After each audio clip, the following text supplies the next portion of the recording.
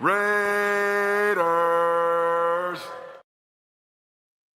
It's that easy, man. Let's get this thing going. Welcome back, Raider Nation, to another episode of Pride and Poise. This is a new show that I'm starting on my own. You guys might recognize me from Raider Nation Voices with 401_Raider Jeff and my other co-host Dunkin' Donuts on Tuesday nights. But I kind of wanted to do a little solo show because everybody wants to do a little something by themselves every now and then, right? So let's get into this, man. You're locked in with Raiders Pride and Poise. This show is where we just don't watch the game. We break it down, challenge it. Sometimes we roast it. Once again, we go over the highs, the lows, and all the drama behind the silver and black. Now, let me just start by saying this. Some of the moves this offseason, are they bold or borderline educated guesses? Yeah, I said it. Front office seems to be playing chess, but for years it felt like they're playing checkers blindfolded. Now it's a new regime with new GM who's on his first complete offseason after being able to evaluate the roster from last season, being in the building, and then come back in this year and have full dynamic control of his own draft and his own selection. So we'll talk about that. Okay, we'll break those down, but think back to last season of some of the moves that were made, the poor decisions that were made. Yeah, we had a couple decent wins, okay, or a couple wins, 3 actually to be precise. But it was the questionable coaching calls that made you scream at your TV like you owed it money.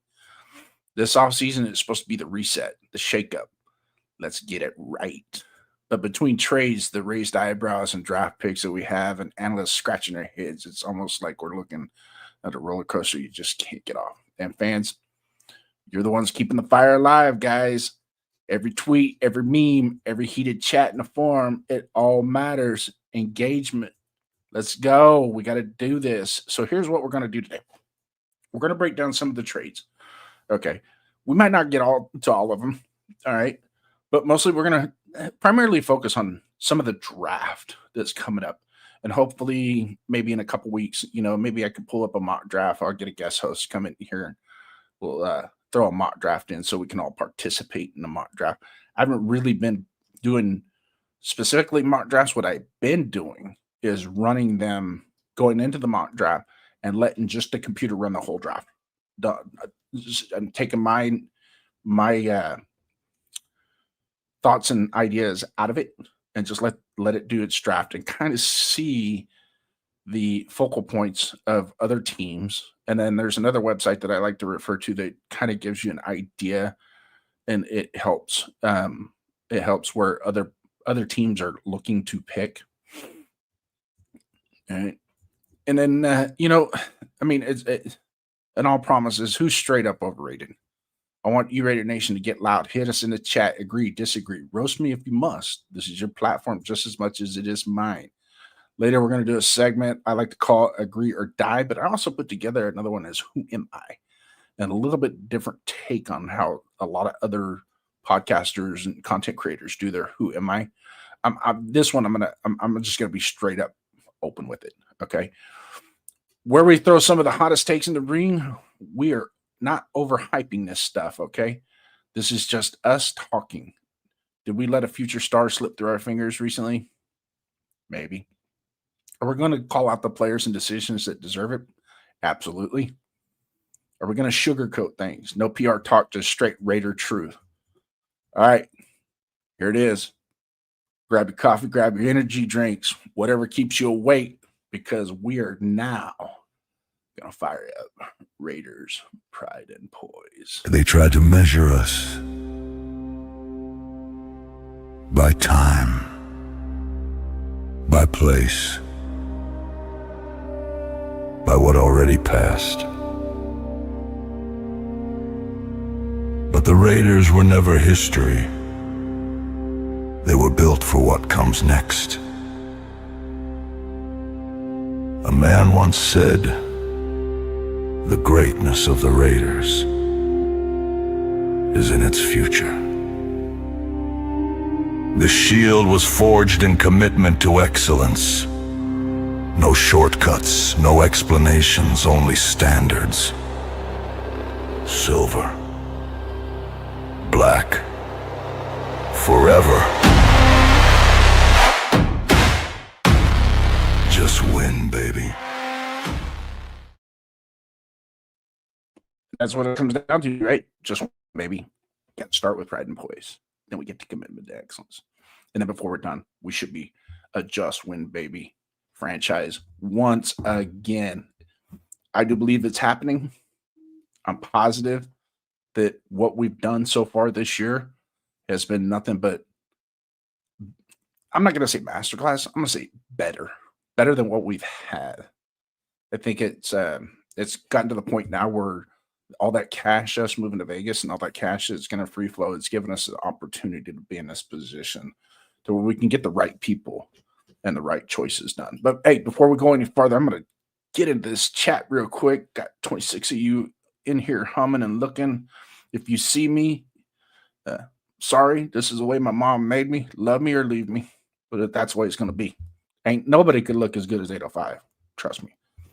But I say 805 because he's in here. What's up, 805? Thanks for coming in, brother. Raider Ryan in the house. Salute to you, my friend.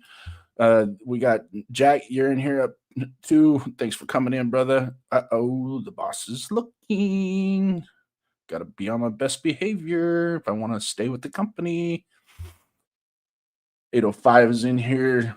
Yes. Oh, that was me. What else we got going on here? It looks like that's who we got in the chat. But when you're rocking in here and you're watching, and you're on your phone in the vertical, or you're on your computer on a horizontal, or you're at work, you're at lunch, you're on a tablet, whatever, get in the chat. That's what it's for. That's what we're doing this for. Okay. So let's get to it. Truth or copium? Where are we going to go with this? We're going to talk the truth about, first and foremost, the key decisions that have been made since free agency began and how we're going about doing it. I'm going to start with number one, and we all knew that was kind of our wish list, our Christmas wish list was Tyler Linderbaum. Okay, that was pretty much well known. The middle of our offense last year, the offensive line in the middle was atrocious to say the least. Okay, I've never seen an NFL line that incapable. That it was utterly a disaster and embarrassing, which probably led to about 60 to 70% of our failures last year. Truth be told, you win up front in the trenches. Nobody's going to argue that. You're going to win in the trenches. And if the middle of your offensive line is that decrepit, you ain't going to. That's why we got the number one pick. That and the guy that we had running the show in the background, he didn't know if he was coming or going. The Mr. Tank Master himself. So, Linderbaum, yes, absolutely 100%. Did we overpay for him? I don't think so. I mean, you get what you pay for, right? You go to that car dealership, you see that shiny new Corvette, and it says 65,000 on it, and there's a guy sitting there going, "I'll pay you 70. If you want it that bad, you'll go 72, 74, 70. You're going to bid on it. It's going to become an auction at that point. So you might overpay from a money standpoint, but you get what you pay for. And I think what we're getting and what we're paying for is well worth. I think it's a great investment, to be quite honest with you. Great investment. Couldn't have done a better job. Then you pair him with probably, I would say, historically one of the top 10, maybe top 15 offensive line coaches of all time, Rick Dennison. And mind you, I don't like that guy. I do now. He's a Raider, but I didn't like that guy. I'd go to the Raider games and I'd see him on the sideline, and I just like it. He was the one guy on the Broncos staff that if I wanted to go down there and just choke the living hell out of, it was him. Couldn't stand him. But I know he's good, and I know he's going to bring that goodness to us, which I'm looking forward to. And 401 Raider Jeff can say the same thing. He's a hog buddy just like me, and he'll tell you that, sometimes, when you get good coaches, you get good players, and you become great, right? and then it's just about just win, baby. So off Tyler Linderbaum, let's kind of focus a little bit on some of the other picks. Okay. Next, absolute home run. Those two middle linebackers. Good God, never saw that coming. It wasn't even on. I was thinking, we need to get Devin Lloyd. And then all of a sudden, when the ticker popped up, we got both of those guys at the same time. Ooh, something fierce. And that totally helps us going into the draft. Now we don't have to reach in the draft for a linebacker, right? We can let a linebacker fall to us if we need to. If we want to get that extra linebacker, that young stud that we can nurture behind these two guys, because they're on 3-year contracts. Okay. You get you a nice young stud to come in behind them, and you think, well, after 2 years, we don't have to necessarily pay this high-ranking superstar guy. We can maybe focus a little bit more on some of the other positions like defensive tackle or defensive. We're going to need a zero technique. If we're going to the 3-4, we're going to need a zero technique. There's a bunch of good ones in this draft. There are. Just got to be smart and deliberate with it. I know Orange from Ohio State is kind of one of those late second, third round guys. I like Cade McDonald from Ohio State. I think he could be a good zero technique. He does a very good job of collapsing that inner pocket on passing downs. He does a pretty good job in the run game. As far as being gap discipline from that zero technique and controlling the A gap and even lateraling to the B gap and keeping his shoulders upfield, not getting turned, not getting bullied. So that's that's another one of those draft picks that I'd really like to sink my teeth into and get him. Hunter is another one from Texas Tech in the second round. If he falls to us, hey man, I'd take him. I would. Here's the thing. I don't think he's going to be a true zero tech. Because he does play a little bit higher and he's a little bit, I like those zero tech guys to be big old bubbly, short 6'2", 340-pound guys, that they're already got a low, already got a low pad level at all times. So they're not, easily, because some guys if they play a little bit more upright, they can get rooted out of the hole real easy on a double team, especially on a combo block or a duo block. They're going to get pushed out of the hole, and that's not what we want. We want him to eat those blocks, not let the blocks eat him. Next, Kwity Paye, defensive end from Indianapolis. Solid pickup.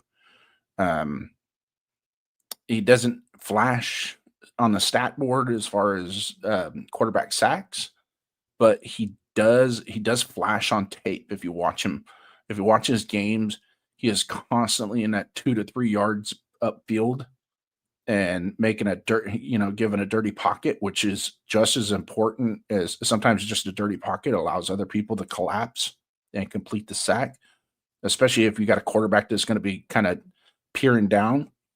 If you got nasty guys up front, your front 4, your front 5 that are applying the pressure, if they're nasty up front and they're keeping it real heavy, then it helps to have somebody like Kwity Paye. And I truly think him paired up.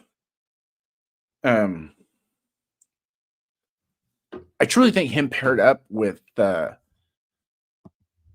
Max Crosby on the other side and being able to do some type of combination T stunts and some,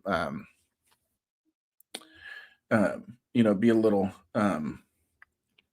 see how they work off of. I know Max and Adam Butler work really well together when they're paired up on the same side.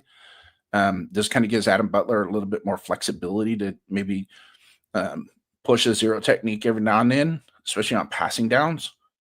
Third and longs, it'd be great to put him in that zero technique or even in a 2 and 3. So I'm super excited. Trey Johnson, we got from Buffalo. Awesome. We still need to add to that secondary. There's no doubt about it. Going into the season with Stokes and Porter as your hotbed, makes me real nervous. Now I know Porter has shown flashes of being able to rise up and be a good cornerback. I'm hoping that his second year he takes that next step, that quote unquote Namdi Asamoah step that we all saw back in the early 2000s, something to that effect. That would be nice to see. Next, we just picked up Spence Burford from San Francisco. And I just got off the phone with a buddy of mine that's a San Francisco 49ers fan. And we were talking about that. And he didn't have anything negative to say about Burford, but he said he was just a backup. Well, he was a backup to in San Francisco. And San Francisco, their interior line is pretty good. I mean, they're no slouches. So him to be a backup there. And like I said last year, when we were talking about our offensive line every week on either the Last Call podcast or whatever podcast that I would join with 401 Raider Jeff, is sometimes I would say, to be quite honest with you, there are a lot of teams in the NFL that have backups that are better than our starters right now. And it's embarrassing. And Spencer Burford got quite a bit of starts last year. He did really well. His PFF grade wasn't bad. It wasn't eye-popping per se, but it wasn't bad. But you just watch him, and I think with Rick, a little bit of coaching from Rick Dennison and being in the same offense with Kubiak, there might be a starting position there for him. It has happened. He's a young kid, only 4 years in the NFL. He's 25. He could have that, what we always call the aha moment.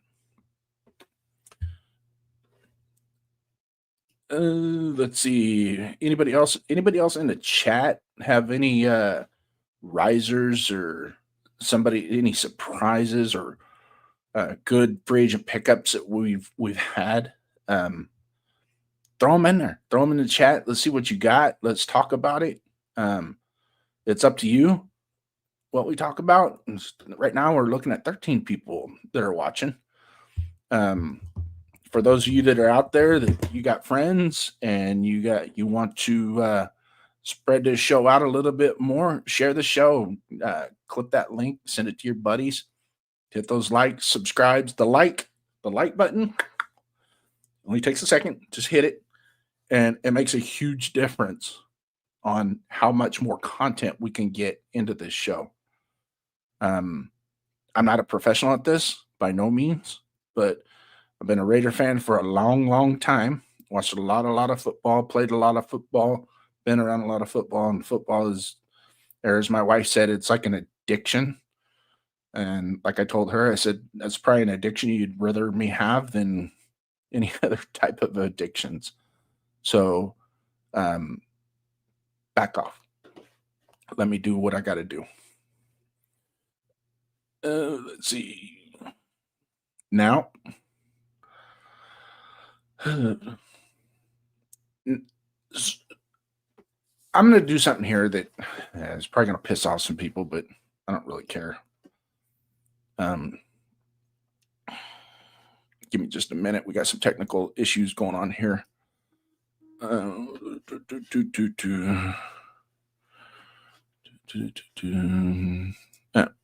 we go. There's been some concerns lately about us picking number one and who we're picking at number one, right? I think where we're at, we earn the position that we're in, okay?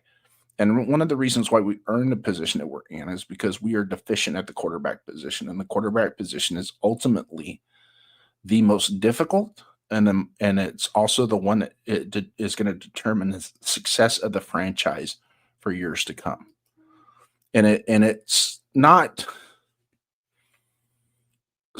jovial, I mean, I understand a lot of people's takes, and I agree with a lot of people's takes of our intentions at number one and who we're going to pick at number one.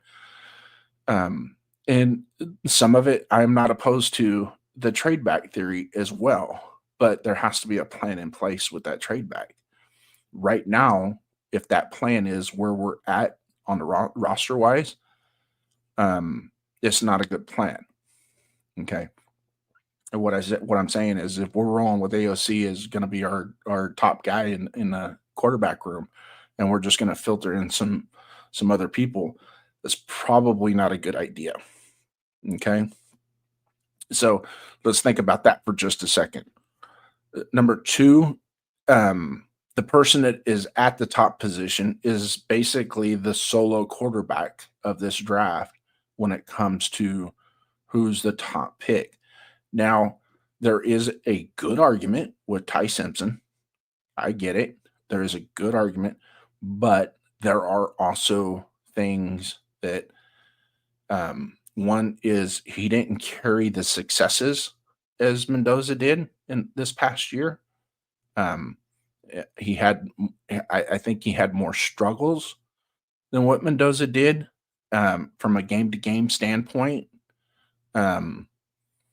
I think Mendoza, he met the challenge and conquered the challenge better than what Ty Simpson did. I didn't expect Ty Simpson to be as good as he was this year. But I'm not taking away from that kid. I just don't think in the long run he might establish himself as a franchise quarterback later. But right now, as far as going into the NFL and having the overall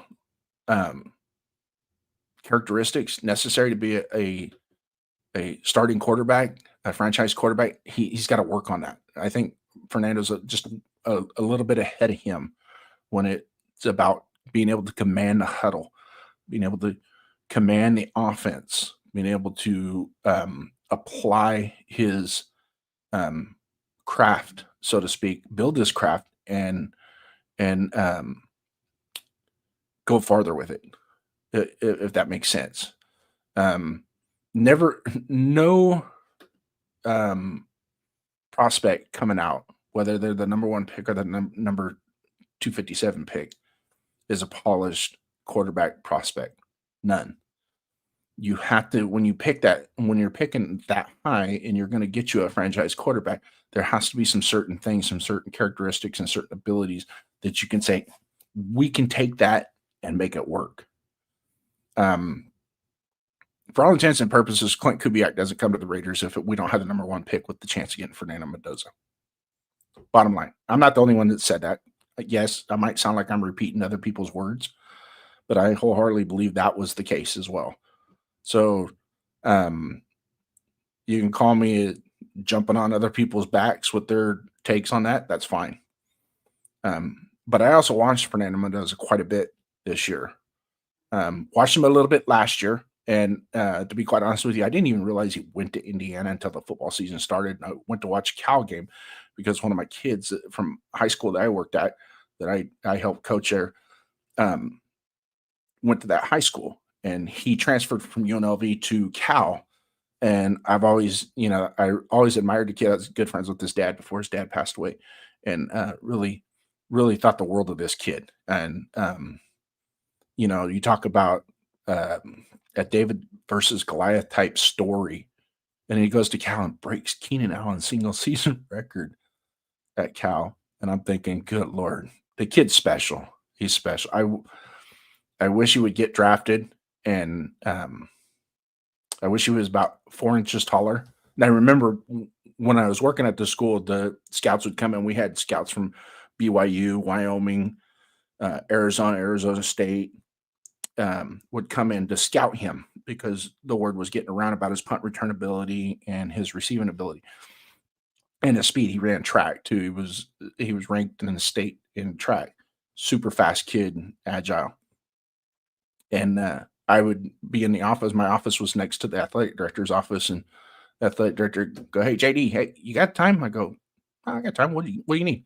He goes, "Hey, can you take this guy out?" And I would chop it up with some of the scouts that would come in, and we would go out to the football field in the cart, and we'd sit there, and they'd have their clipboard. They're taking notes. They got their laptop up on the dash of the cart, and they're like, "Man, if this kid was only like 5'10", 5'11", then you would have teams like Alabama, LSU down here recruiting him. He's that talented, but he's not very tall. But inside that body is a big man. And you can go back to his UNLV tape when they played Michigan. He was the only one on UNLV's team that did anything against Michigan in the big house. Second team All-American kick returner. Last year was first team All ACC.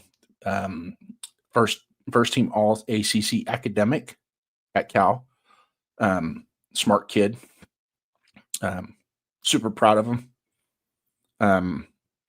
And I know he still has goals and aspirations, and with his determination, I can see him making it to the next. But let's get into chat real quick. Let's see.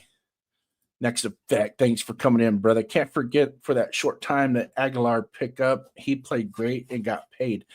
I kind of compare the Naylor situation to Aguilar. Aguilar, excuse me. Let me pronounce it right. Kind of compare it to the same, I think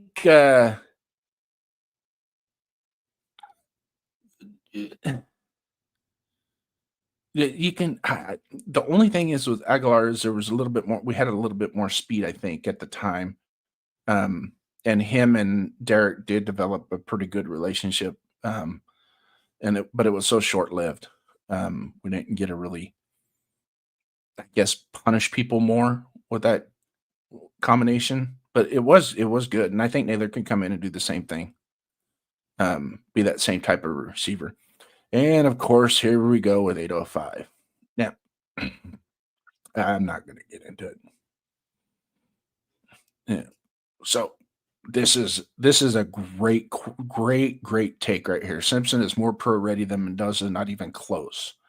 Ty was everything to the Bama offense. Mendoza was a good complementary piece to one of the best run games in college football. I am not going to take away from Indiana had a very good run game as compared to Alabama. Alabama was was pretty deficient in the run game because usually that's one of their bread and butters is their run game. Their run game was not that good this year. As far as pro ready, making that comparison, and I know we can go back and forth on that as much as possible, as much as you want. And the reason why I say more pro ready, I'm talking from a maturity standpoint. I believe Mendoza is head and shoulders more mature and ready to engage in the pro lifestyle as far as doing the preparation, the day in, day out, and taking it on as a career, as a job. Ty Simpson still doesn't have. I'm not going to knock him for only having 15 starts because out of the 15 starts, there's probably about 10 or 12 of them that are really good. And he played really well. And then there's the 3 or 4 that weren't. And those were the ones that when it counted the most at the end of the season. He still wasn't bad. And I know he was suffering from some interstitial virus that was causing him some health issues. But I'm not going to take away from what I saw from Mendoza. I see things a little bit different than most people. No, I don't watch all 22, but I did have at one time a Huddle account where I learned how to watch the film and watch and dissect the plays. And one of the things that I really loved when I had my season tickets was I had end zone view between the goalpost, and behind me was a coach that coached college football for years that sat behind me. And he kind of taught me some things about, pre-snap and post-snap and where the ball's going. And he can sit there and about 90% of the time predict what the plays were going to be just by the formations and how the defense was set up, which was really fun during the early in 2001, 2002 when I was sitting there with him. he was just like on it. I mean, he could tell you when, hey, watch this. They're gonna roll back. They're gonna come back opposite field to Jerry Porter on a seam route. Watch this. I'm like, I turn around, like, I'm going, how did you do that? And then he started to explain to me a little bit. How do I evaluate maturity? Well, let's see. We'll talk from an academic standpoint. He's heads and shoulders above Ty Simpson, and that's proven. I think he is, and don't get me wrong, I'm not knocking Ty Simpson in of himself. I think he's a good kid, and he will do well.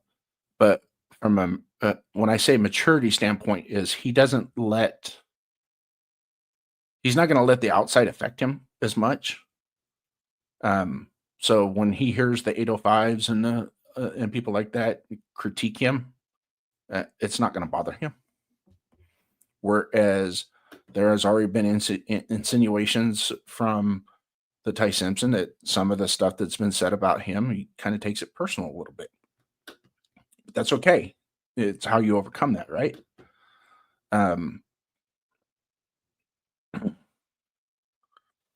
Well, I would make the claim that Ty Simpson had to work harder off the field due to the lack of weapons around him. So you're saying...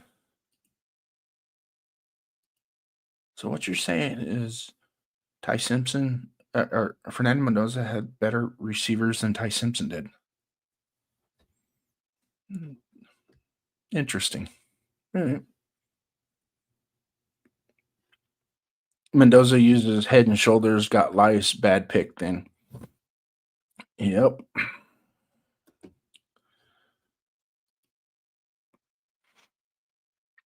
When the QB talk is over, how are we feeling about Kalen Black getting a Raiders visit? I definitely think we should try and target him to complement Genty. We're going to need to ultimately we're going to need to do something about a complimentary back for Genty. There's no doubt about it. That it's when we target that, and having a plethora of 4th, 5th, and 6th round picks. I think we're up to what? We don't have any 7th round. Oh no, we're down to 1 7th round pick, but we've moved up to 2 extra 6th round picks, I think. Don't quote me on that. But I'm pretty sure on the back end of the draft, we have enough that if Keelan Black is there, say at 155, 160, that if we want to take a stab at and move up and get him, I wouldn't be opposed to it. I like his open field speed and how he hits the hole. I'm just curious as to whether or not he's going to be able to adapt to the zone read concepts, the outside zone, because it takes a little bit to figure that out. Some of the hardest part of that is the running backs, not so much the linemen, but the running backs. But he's got maturity.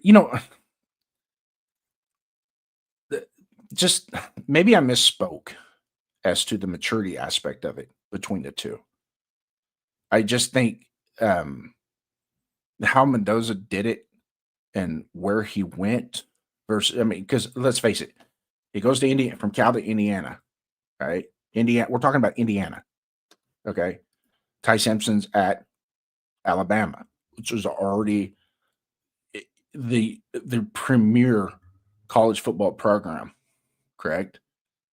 So there's the fact that what Mendoza had to do to get to his level at Indiana versus what Ty Simpson had to do. Because I can tell you this, I'm 100% confident that Ty Simpson had more resources at his whim at Alabama than what Mendoza did. So I think that in and of itself, and it's how hard you can coach him, right? So Mendoza is one of those kids you can coach him hard, and he's not gonna fold.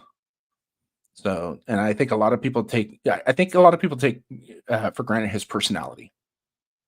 It's a little bit on the geeky, nerdy side, but that's okay. There's nothing wrong with that. It doesn't mean he doesn't have the intestinal fortitude, I guess you can say, to walk into an NFL locker room and be. Is he going to command leadership right away? No, you got to earn it. But I'm confident he can do it. I'm 100% confident. Or or it was once said, it was said here recently that of all successful, but Fernando Mendoza was the straw that stirred the drink in that whole operation.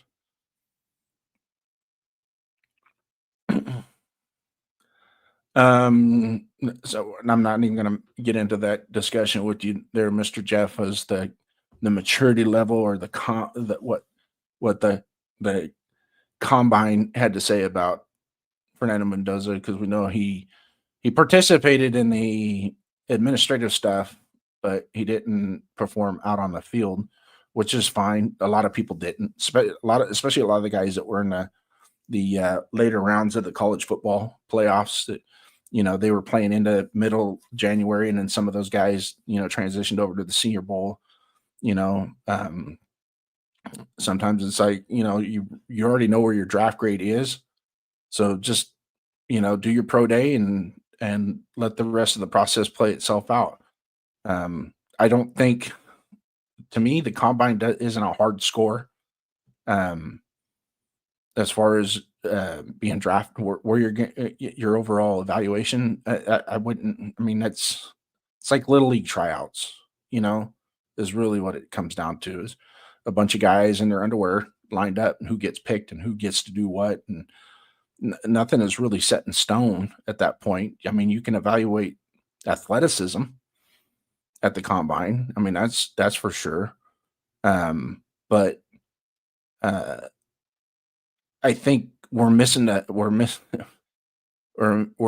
totality of the reason why some people don't do the combine. And it's nothing new where some top prospects that they choose not to participate in the combine. And I don't think it's going to hurt him. I'm not questioning Mendoza's maturity. He's a very smart kid, no question. Just to make that clear, and I appreciate that. And I also too 805 want to digress just a little bit on undermining Ty Simpson and his maturity level. I think I misspoke and took it in a different direction as to where it's not so much the maturity level, but it's the preparation level. And I think Mendoza has a little bit better concept on his preparations and what it's going to take. He already knows. And I believe he is still, I still believe he's more pro ready than Ty Simpson. For some reason, I just do. What he's gone through and how how he's gotten to the point where he's at. It is what it is. Now, you guys all know the proof is in the pudding when it doesn't matter where you get drafted. It's what you do after you get drafted. And so ultimately, us firing back and forth on this and that and the other thing, it isn't going to matter until 2-3 years down the road anyways. Right? So it's kind of like last year. We're kind of in the same boat as last year when Tennessee was up at the top when they took Cam Ward. Right? And there's all the same different, there's going to be nitpicking and things like that. But you start to watch Cameron Ward as the season goes on, and he just got better and better and better. And I liked him at Miami. Don't get me wrong. I thought he was a great prospect coming out. And he was taken number one. Might have been a little higher than what most people would have taken him in a normal draft. But when you're quarterback needy and you want to solidify that position ASAP, then you're going to do that. You're gonna take him there, and I just hope that whatever we do, it leads us to success long term. This year, see some progress, see some success. Next year, put us in that win column a little bit heavier, and make us more of a play. Something where people are talking about it as positively. That I want to hear that phrase again. Teams are afraid to play the Raiders. because of who they are. I want to get to that point again.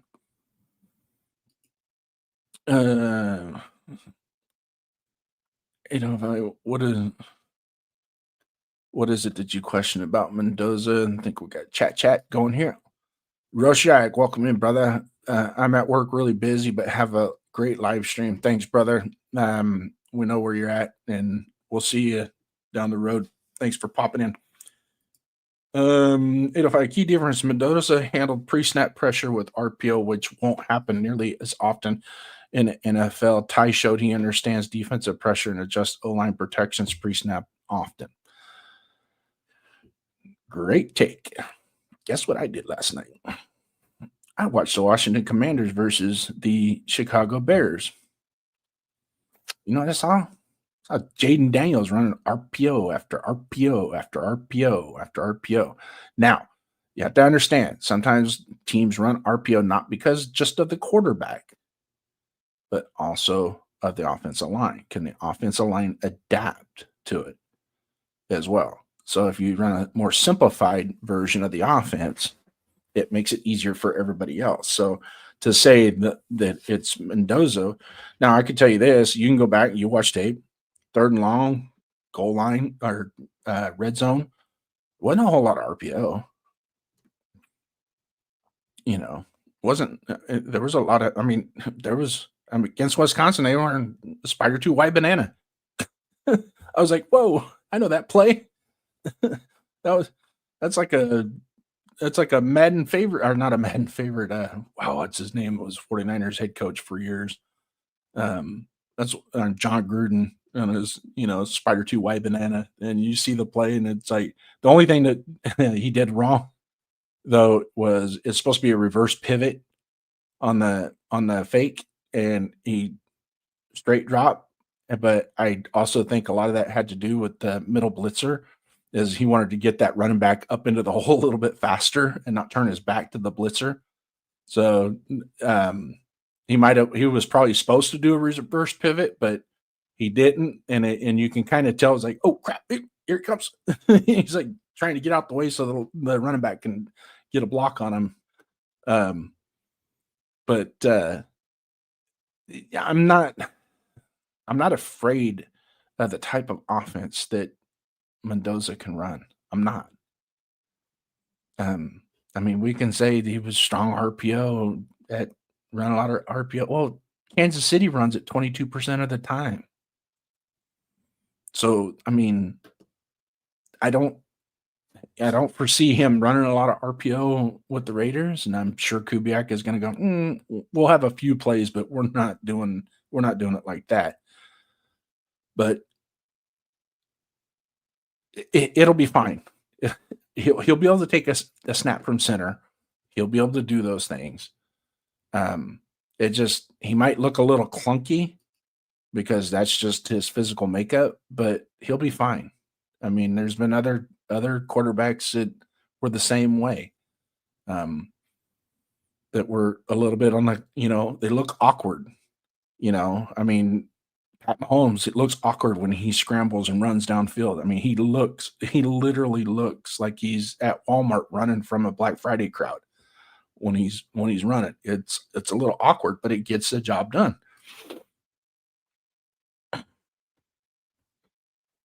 Well, could it be that Mendoza wasn't given that lead away at the line of scrimmage?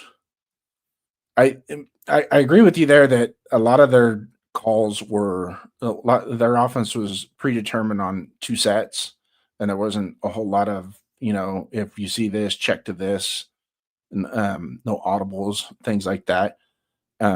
But there's also a lot of reasons why. And a lot of the college coaches have adapted to that they prefer using RPO because it's a simpler offense to install, and colleges don't get the luxury of having massive amounts of film time, study time, on-field, off-field preparation that NFL teams do. Because let's face it, when you go to the NFL, that's your job. You're there. It's an 8 to 10 hour days. You're in football. Whereas in college, you're doing it 4 hours a day, 3 to 4 hours a day. And so it gets a little bit more simplified. That's number one. Number two, RPOs in college are a little bit more effective because now the lineman can go 3 yards downfield instead of in the NFL where it's only 1 yard downfield. So that plays a big part in how defenses can read the offense because you guys are smart enough to know that when you're playing an odd man front, what are the linebackers and safeties' key reads? The guards, correct? So if the guards fire off, it's run. If they step back, it's pass, right? Or draw, depending on if the quarterback takes the ball from under center. Okay. So that plays a lot into it as well. So, I mean, if I can run a play that has a pass run option to it, and my lineman can get 2 yards downfield and make a block, especially on a quick slant, that is such an advantage versus what happens in the pros. You get 1 yard, and sometimes I wonder if they it's a half a yard, because you guys you've seen it a lot with teams that run the RPOs. They're getting a lot of illegal man downfield calls, and I've seen a lot of them in the last couple years. With the defensive additions, Dean, Walker, Pay, and Max being back, we get us a defensive tackle in a draft like McDonald, Hunter, Orange, or Corleone. Can I throw another name in there? Chris McClellan. Might be a later 4th round pick. I still think he could be a really good zero technique. He plays with such good pad level and is ferocious, to say the least. Super strong, but might be a little bit tall. He's 6'4", I think. 6'4", 325. A little bit tall for what I like. I said, I like the zero techniques. I like those guys that are 6 foot. CJ West, that played for Indiana last year, was perfect body comp for a zero technique. I wish we'd have got him. So Raider Rebels wanting to hook up with 805. So be it. Signetti seems like one of those Josh McDaniel coaches where I call the play, you run the play because I know it's going to work type shit. Actually, I don't think it's necessary. I'm sure he's more consistent with being a dictator when it comes to it. I don't think he gets mad on a successful play like Josh McDaniels did. Josh would get pissed off if the play was successful. If Derek Carr would audible to another play and it get 100 yards, Josh McDaniels would be pissed off. That's not the play that I called.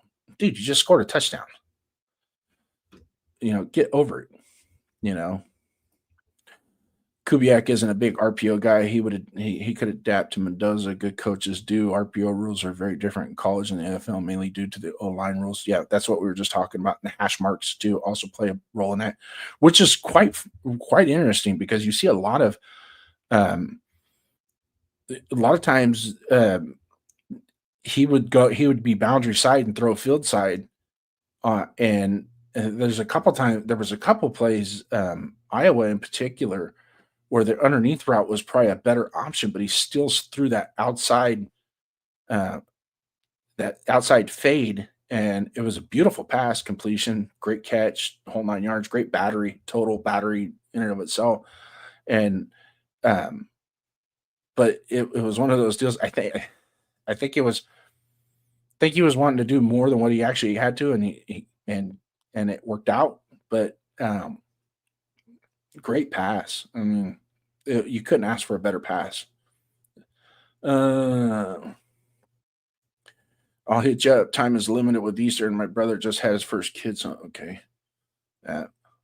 One of these days, 805. Maybe we can hook up and chop it up a little bit, and you can throw your zings at me if you want. But Signetti came from the Nick Saban tree, so there's a lot to the conversation about Signetti. Yes, I think he does. It's Sig's way or the highway type situation. I do agree. I'm wondering exactly. I don't think Signetti called the plays play by play, but I'm pretty sure he had input as to telling Mike Shanahan, his offensive coordinator, saying, "Hey, we need to do this. We want to get into this formation with 2x1, 2x1 or 12. Go heavy 12 personnel on this one. Let's get Nowakowski out of the backfield. Get him some love too. Get these middle linebackers keep them a little bit honest. Open that run game up just a little bit more."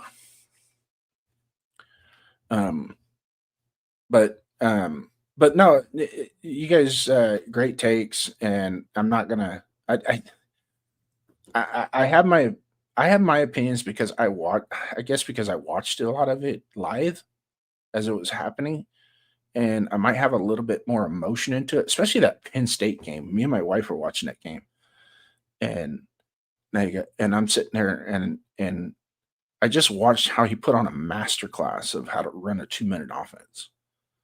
And he didn't. Now, of course, the scoring and timing is different in college. The clock stops when you get the first down, and then the clock resets. So you get, a few extra seconds on the clock from there.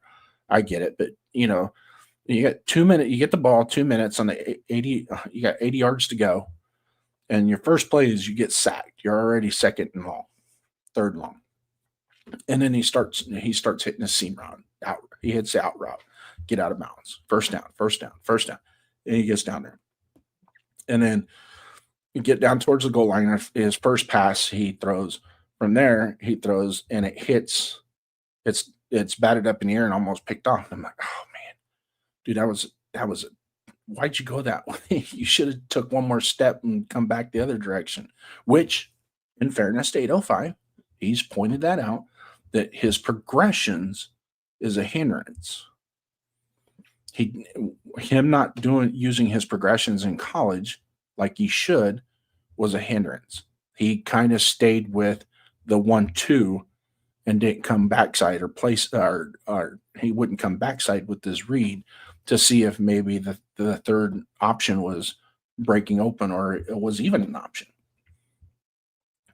But see, those things that's coachable. You know what I mean? And I can, if I got to do it, I got to do it. Okay, so I have draft comparisons. This is what I've done. I went and did draft comparisons of 2 recent prospects that were top. I'm going to name them: Jaden Daniels and Fernando Mendoza. Okay, and these are scouting reports based off of what is being projected. Okay. First, we'll start with overall description. Jaden Daniels is a true dual threat game breaker, wins with speed, explosiveness, off script playmaking, can take over a game with his legs, and he's a chaos creator. Right. Fernando Mendoza, he's a pocket first field general, wins with timing, accuracy, decision making, operates like a system distributor, and a surgical operator. Now, I'm kind of pausing on the surgical operator because to me, and 805 can agree to this, is if you're going to consider somebody a surgical operator as somebody that will attack the defense at all 3 levels. I don't see him attacking the defense at all 3 levels. Okay. I can see him attacking a first and second read, which is medium to long or medium to short, and attacking there. But to be a surgical operator is somebody that can actually pinpoint that when he comes up pre-snap, my 1 and 2 are already going to be cluttered. Let me see where my 3 is, and I need to know that if I come off of 1 and 2, that my 3 is going to have my third read is going to have to be that much quicker, and I'm going to have to basically be loaded for bear to hit that third option, right?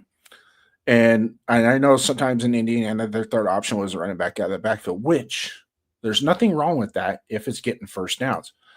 A lot of times you see offense, especially in the NFL, where the third option, the running back out of the backfield, he's catching the ball 2-3 yards behind the line of scrimmage versus catching it on the run as he's going upfield.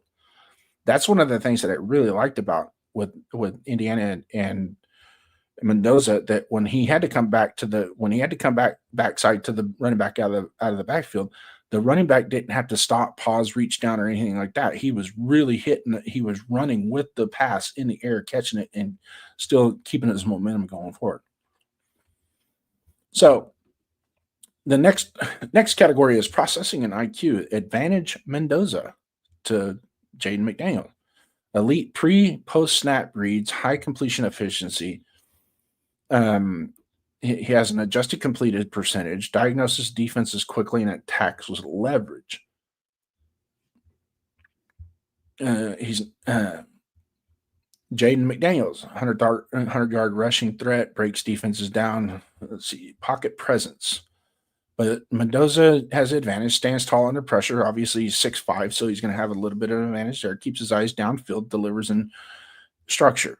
Daniels will escape early, sometimes leave clean pocket, relies mobility instead of climbing in the pocket. Weaknesses: Daniels, his frame, durability are concerns, and we're already seeing that, right? And NFL ready, is he NFL ready mentally, right? Daniels has improved a lot, but still leans on instincts over full field reads, can default to scrambling under pressure, more reactive than structured. Accuracy and passing. Mendoza was given a higher check on this, but if you look at the stat accord, they're pretty much the same, and Daniels actually had more pass attempts and completions, but their touchdown to interceptions, Mendoza's at 41.6 and Daniels is at 40-4. So they're pretty consistent, pretty even right there. But the knock on Daniels was he was not as consistent with his tight window throws, and Mendoza was greater at precision. Daniels is more explosive plays. Athleticism and mobility, that's not even close. We know how that works out. Final verdict, we'll take this in stride. If you look at the trait, athleticism goes to Daniels. Arm talent is slightly Daniels. Okay. Accuracy is going to be Mendoza. Processing is going to be Mendoza. Playmaking is going to be Daniels. Athleticism, right? NFL readiness, Mendoza is more pro ready than what Jaden Daniels was, who's taken number 2 behind Caleb Williams, but we're still talking that same root of a draft pick, right? The ceiling is much higher for Daniels. The floor is much higher for Mendoza. Simple breakdown.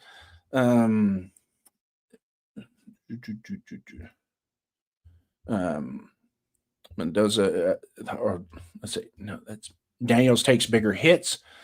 Processing under pressure is still developing, where Mendoza is limited off script ability. Accuracy drops outside of structure, which is, to be said, that's pretty obvious. But there are some times where off script he still manages to get a completion or make a play. Mendoza was in a heavy shotgun system, so Mendoza only ran under center 3% or less of the time. Jaden Daniels was 5%. So they're not that much different as far as who was under center the most, right? So Jaden Daniels, his ceiling is MVP level dual threat, is very much like a Lamar impact. His floor is boomer bust playmaker depending on legs. Fernando's comparison is his floor is solid but limited system quarterback, which is fine. That doesn't bother me, right? Because every great quarterback will sees the advantage based on the system, right? So you can go all the way back to the Joe Montana, to Jim Kelly, even let's talk about today, system quarterbacks today. Patrick Mahomes, the system that they run at Kansas City, I'm sure he can adapt to pretty much 99% of every type of scheme and fit. Is Mendoza a little bit more limited in that? Yeah. But you put the right system in place, which I think Kubiak can do, that's what we're looking for, is going to give us a successful team, right? So, and every good quarterback needs a good coach to be paired with, right? So let's go back generations, man. Montana's not Montana without Walsh. Okay. John Elway isn't John Elway without Mike Shanahan in the late 90s. Okay. Now, John Elway was a very good quarterback in the NFL that was probably one of the most elite quarterbacks ever when it comes to talent, arm talent, and ability to play the game. But it took that Mike Shanahan to come in and formulate the offense, develop a run game to complement him that put him over the top, made him that, I hate to say it, I hate the freaking Broncos and I hate John Elway, but you got to admit, man, he was something special. Got to see him play live several times, and it just, let's go to who else? Brett Favre, Mike Holmgren, right? Brett Favre had his most success with Mike Holmgren, Patrick Mahomes. I don't think Pat Mahomes has nearly the success without Andy Reid. Agree or disagree? Signating himself, it's a 2-read system. Yep. One read to check down. They made it even easier 90% of the time with the second read in the same line of sight as his first with the shallow crosser. Made it his sight lines were very, they restricted his sight lines quite a bit with how they ran that offense. But I'm not going to knock it. I mean, there's a lot of quarterbacks that have come out recently that did the same thing, so clean pocket Mendoza is extremely good. That's a novel concept. A clean pocket Mendoza is extremely good, no question. Trying to think of some quarterbacks that would be extremely good if they had a clean pocket. Joe Burrow. Joe Burrow's good, don't get me wrong. I mean, he's got Jamar Chase and T. Higgins to throw the ball to, but when he doesn't have a clean pocket, man, it's tough for that boy, ain't it? So it's all the pieces put together is the most important thing. Simple as that. And it's those 5 guys when they break the huddle going up to the line that the guy behind them they can trust. Nobody last year could trust that guy behind our offensive line. And that was evident. They didn't trust him. It was like they didn't trust themselves, for God's sakes. There's not enough film to know how good Mendoza really is post-snap outside of RPO. Rarely does he make a full field read. Yes, there's very limited film. There is film, but it's very limited. I know there's some good film on him in the Iowa game. He really struggled against Penn State because Penn State really was taking away his first read. They did a really good job taking away his first read, and they also did a really good job of bringing the pressure because Indiana they very seldomly held a 6 blocker, especially with the RPO because you want that running back to release so the running back's not staying in the block because it's not an RPO then. It's just a fake handoff with him blocking, right? So a lot of times their right tackle struggled a lot at Indiana reading the outside zone blitz. And you can see that it's quite evident in the Illinois game, even though they won 63-10.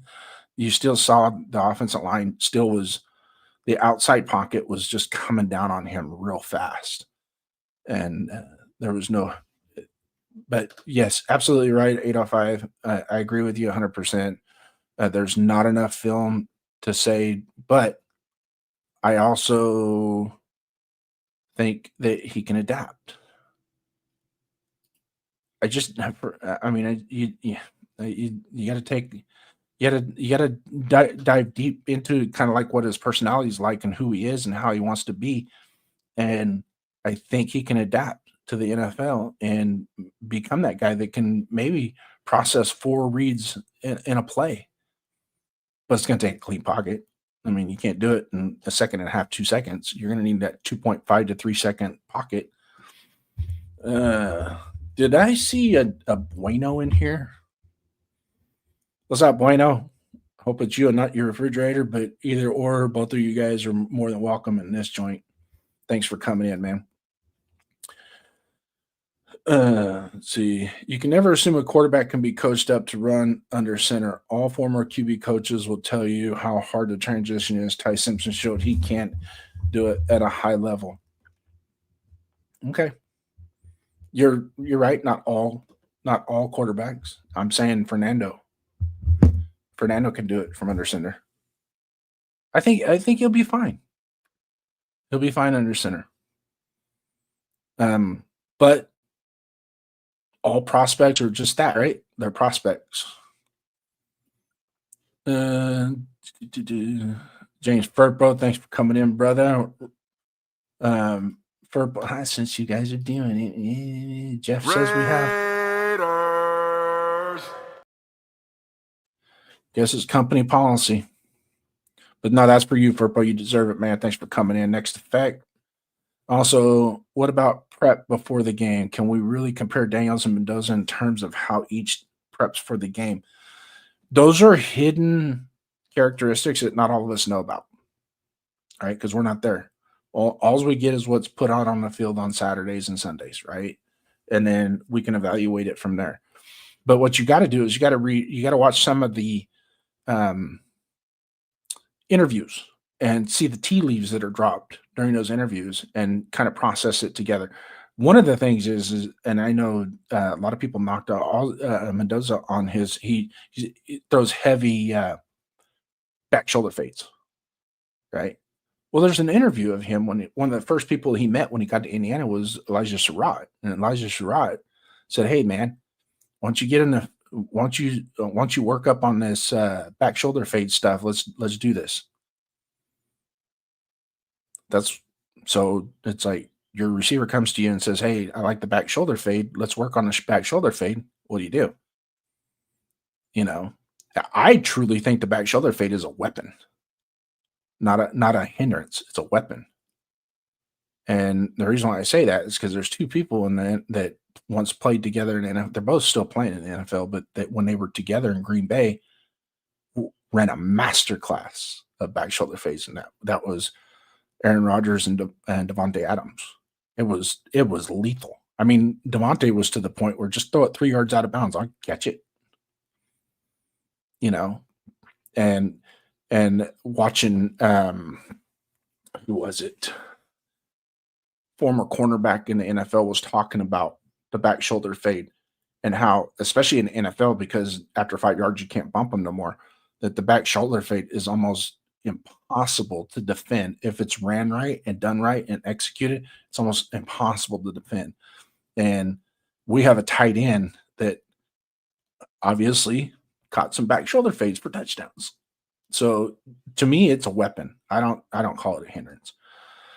Bueno, Furbo, shouting out to Furbo 805. Clean pockets don't happen that often, even with the best O-line in the league. Got to evaluate him off platform when he has to adjust in the pocket.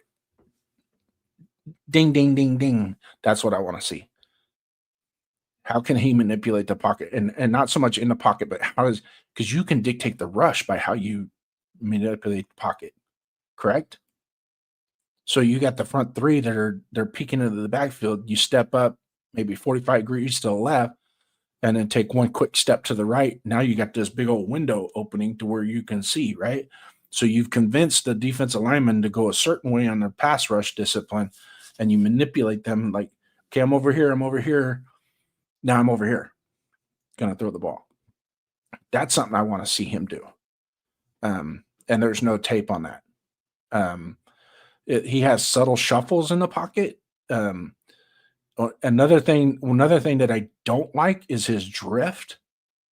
And what I mean by that is as the pass rush is coming, he's kind of stepping back a little bit.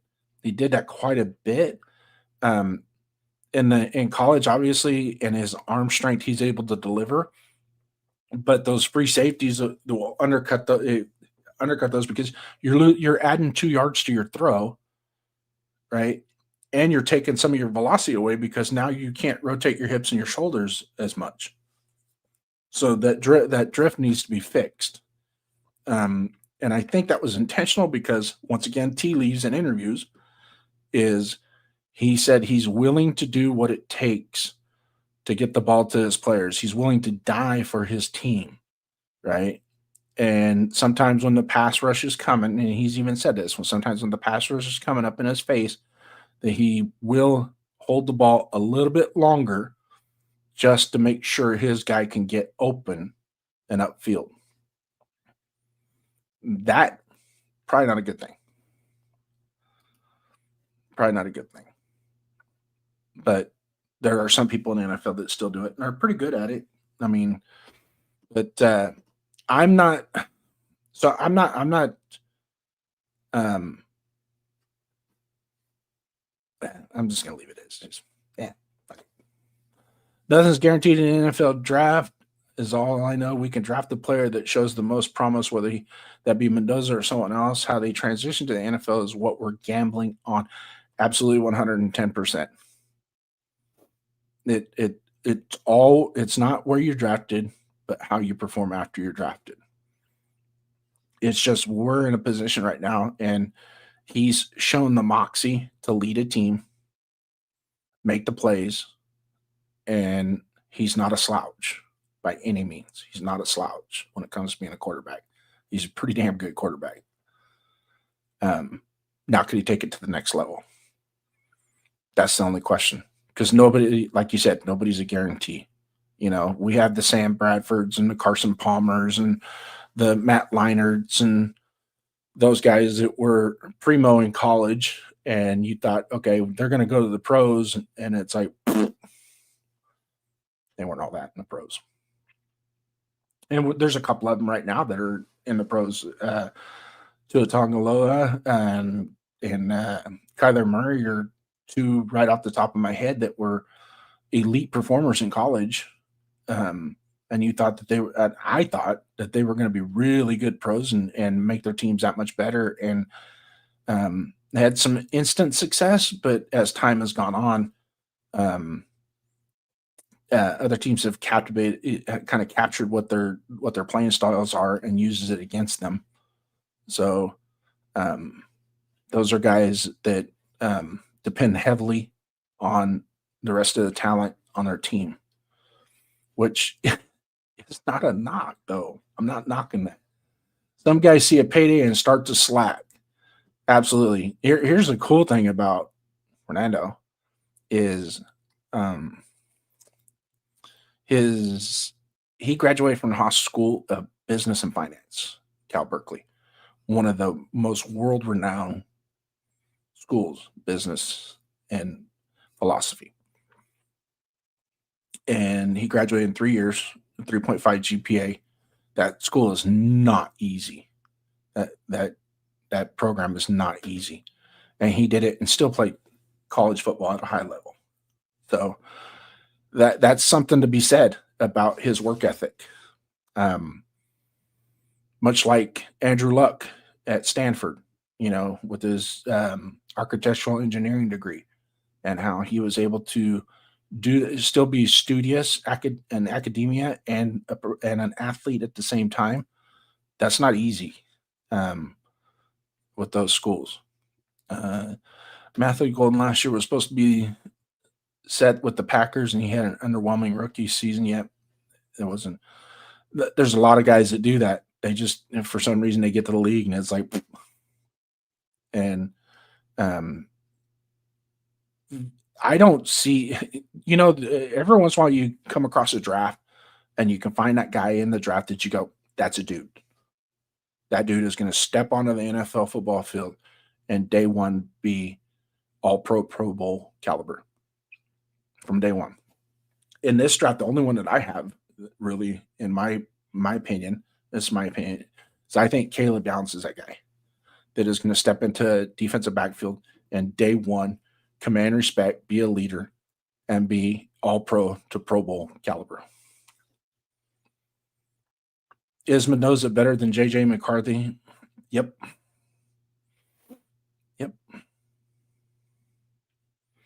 I think Mendoza's head and shoulders are better than J.J. McCarthy.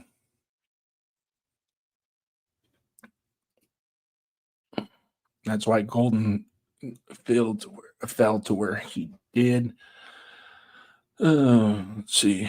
Abdul Carter last year was a prospect that had off the field issues regarding practice. You just never know what these guys. That's why you got to do your homework. You got to do your homework on these guys. That was a knock on Chester McLaughlin when we took him. Everybody, Chester McLaughlin. The guy would like play 2 plays and then have to take 5 plays off because he just didn't. He didn't put the work in physically to maintain that high level. And by third, fourth quarter, he was gassed. He was done. Film catches a lot, but it doesn't catch a player's heart, grit, and determination. Yeah. And I think, and I'm going to use Patrick Mahomes as a perfect example, is that he's just got that it factor in him. And it has nothing to do with his playing ability or his knowledge. It's just he has that, give me the ball. I'm going to do whatever it takes to get my team to win this game. And that's a characteristic that you can't measure. There's no score sheet on that. There's just some people that just have that in them, trying to think of some of the guys in the NFL right now. I mean, Patrick Mahomes, obviously. Aaron Rodgers at one time was a lot like that.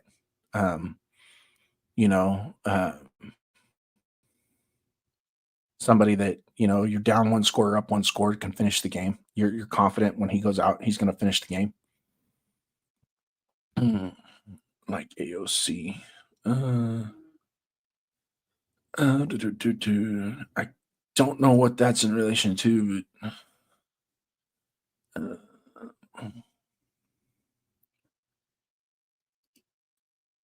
he said, is it something I said? Let me dig back through. AOC is the last person on my mind, brother. I like AOC, but he's going to be a career backup. A guy that can come in, fill in for 4, 5, 6 games, keep the team afloat, I guess you can say. But he too needs more around him. You just can't expect him. I'll be quite honest with you, and I said it earlier, the only quarterback in the history of the NFL that I ever saw that can literally take an average to below average team, throw him on his back and make them competitive, and that was John Elway. And he did it from the mid 80s till 95, 96. And then when Mike Shanahan came in and became the head coach, and then they found Terrell Davis in a rock pile. And of course, from there, it was just like that team was just, it was a very good football team. I hate to say it, and I hated watching it, but it was true. I mean, you gotta get kudos where kudos is earned, right? I'm on the mindset that Rodriguez from Texas Tech could be one of those day one leader guys. I'm going to say, yeah, but you know what? The course that we took in free agency with Nakobe Dean and Quay Walker, I think it doesn't make Rodriguez a priority. So I think it's one of those where we're not gonna do any magical stuff to try and get him. But if he does fall to us, say at 67, I would take him. I think at 36, there's more. There's more opportunity at 36 to get a player that's going to not only fill a need, but be that best player available. And I would love to see what the cluster is on that. And when I say clusters, usually when you get to a certain pick, you get to say we're at 36, and at 33, you put 4 of your guys up on the board and say, okay, these are the 4 guys we're targeting. And then we know one of these 2 is going to go at 35. So you wait, as soon as that's picked, you pull him out. Now you're down to 2. And then from there, it's just going to be, if you got 2 players that are graded out as identical, then you're going to take the one that is going to fill the need. more. And I have a funny feeling zero technique and the back end of the secondary safety is going to be where we're going to be targeting with that 36 pick.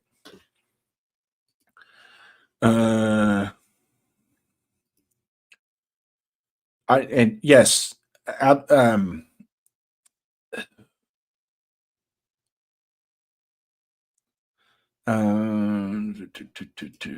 AOC is going to be your starter this year. He should be, and I still think we're gonna get a veteran quarterback that fits the mold of Clint Kubiak, what he wants to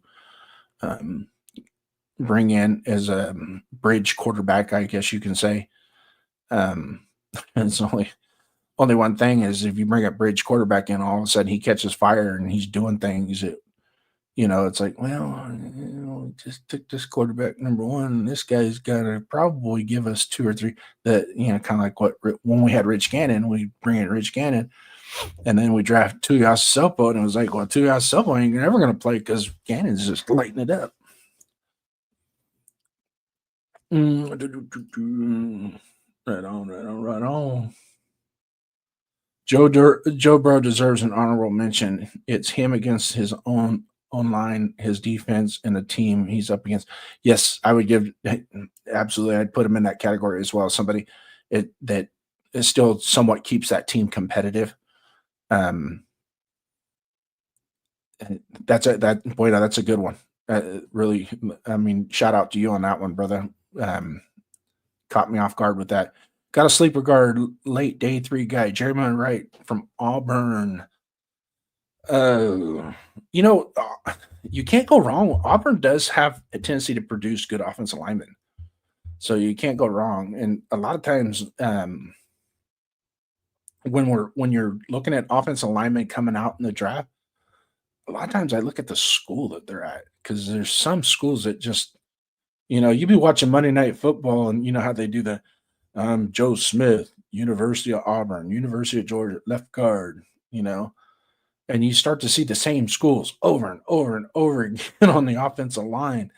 And it's like, we just need to probably focus on that. And one of the schools that's kind of fool's gold is Alabama, because Alabama produces really good offensive line at the college level, but for some reason they get in the pros and it just doesn't translate. They're not as dominant. And I've heard some grumblings that a lot of the Alabama players, especially from the Nick Saban eras, is when they would get to the NFL, they would be a little bit more entitled. So they're walking into the NFL locker room, and I'm from Alabama. I am that person. When it's like, no, the kid from Toledo is going to kick your ass in practice today, so you better suit up. But Jeremiah Wright, I'm going to have to look into him a little bit more. 805, late day 3 guy. Probably wouldn't be a bad idea to target a day 3 guy. Here's the thing, though. Right now, as it stands with our guard positions with Burford, Rogers, JPJ, who else we got at guard? It probably wouldn't hurt to throw another one in there, but also a universal type guy, maybe a Sam Hess from Kansas State. Pick him up maybe in the 4th round. He's a predominantly center, but he can move that way. Another guy is Trey Zune. Trey Zune is that guy played every position. He played center, left guard, right guard, left tackle, right tackle. They put him wherever. He was like their best offensive lineman. They put him wherever they needed him. Agree. Though I think Rodriguez is a stud with the linebacker additions we got. He is not a priority, but would still be a boon if the Raiders decide to target him. But in the 2nd round, but in round 2, I would say defense tackle, offensive line, or safety. Yeah, I think at 36, if we're staying and picking at 36, one of those, there's going to be really good talent, and it's just a matter of what your cluster is going to look like. If you got 3 guys, you got 2 defensive tackles and a safety, but your safety is graded out just a little bit higher than those 2 defensive tackles, and you're probably going to want to roll with that safety at 36. only because you're trying to maximize that pick. That pick at 30, if you go back in the last 14 drafts, the number 36 pick, or we can go all the way back to Derek Carr at 36. Now, 36 has produced a lot of really good. The safety from Seattle last year was a 36 pick, I believe.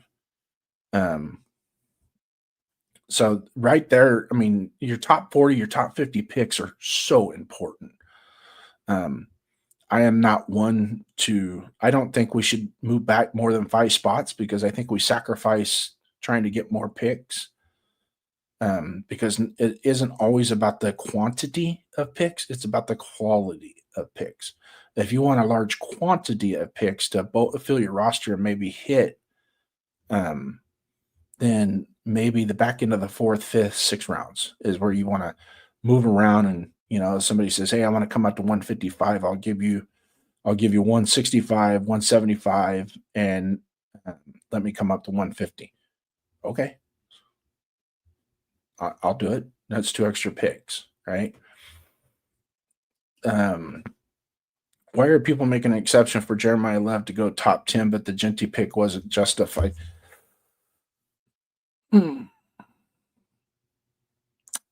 That's a good question. I think Jeremiah Love, in a roundabout way, just has that he's that typical pro style running back. Whereas Genty was in the Mountain West and competition, and we saw when they played Penn State when he went up against a tougher competition. Now you got to take for granted the offensive lines are different too, correct? So at Notre Dame, you're running behind an offensive line that is categorically and traditionally one of the best offensive lines in college football year in and year out. But Jordan Love has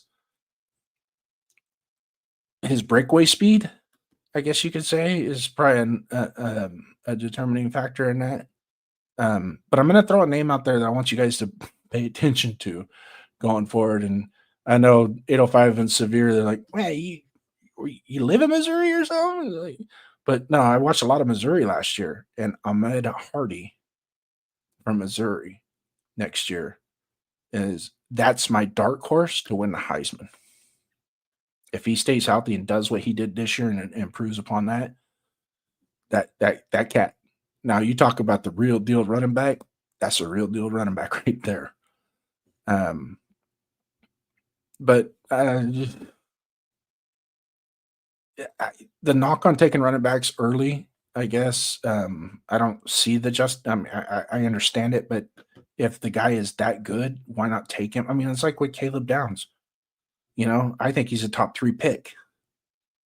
But since he plays safety, no, he's not he's gonna fall more to 12 to 13, which is fine.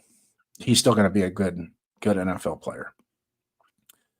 I think it's because we are the Raiders. The media don't want us to have nice things. To be quite honest with you, I with Mendoza, I think the media is hyping him. I kind of taste that the media might hype him up a little bit more. But there also isn't a whole lot of quarterbacks in the draft to go off of, But it's funny. This draft is weird. A lot of great talent. Don't get me wrong, but nothing that really goes, that's the guy.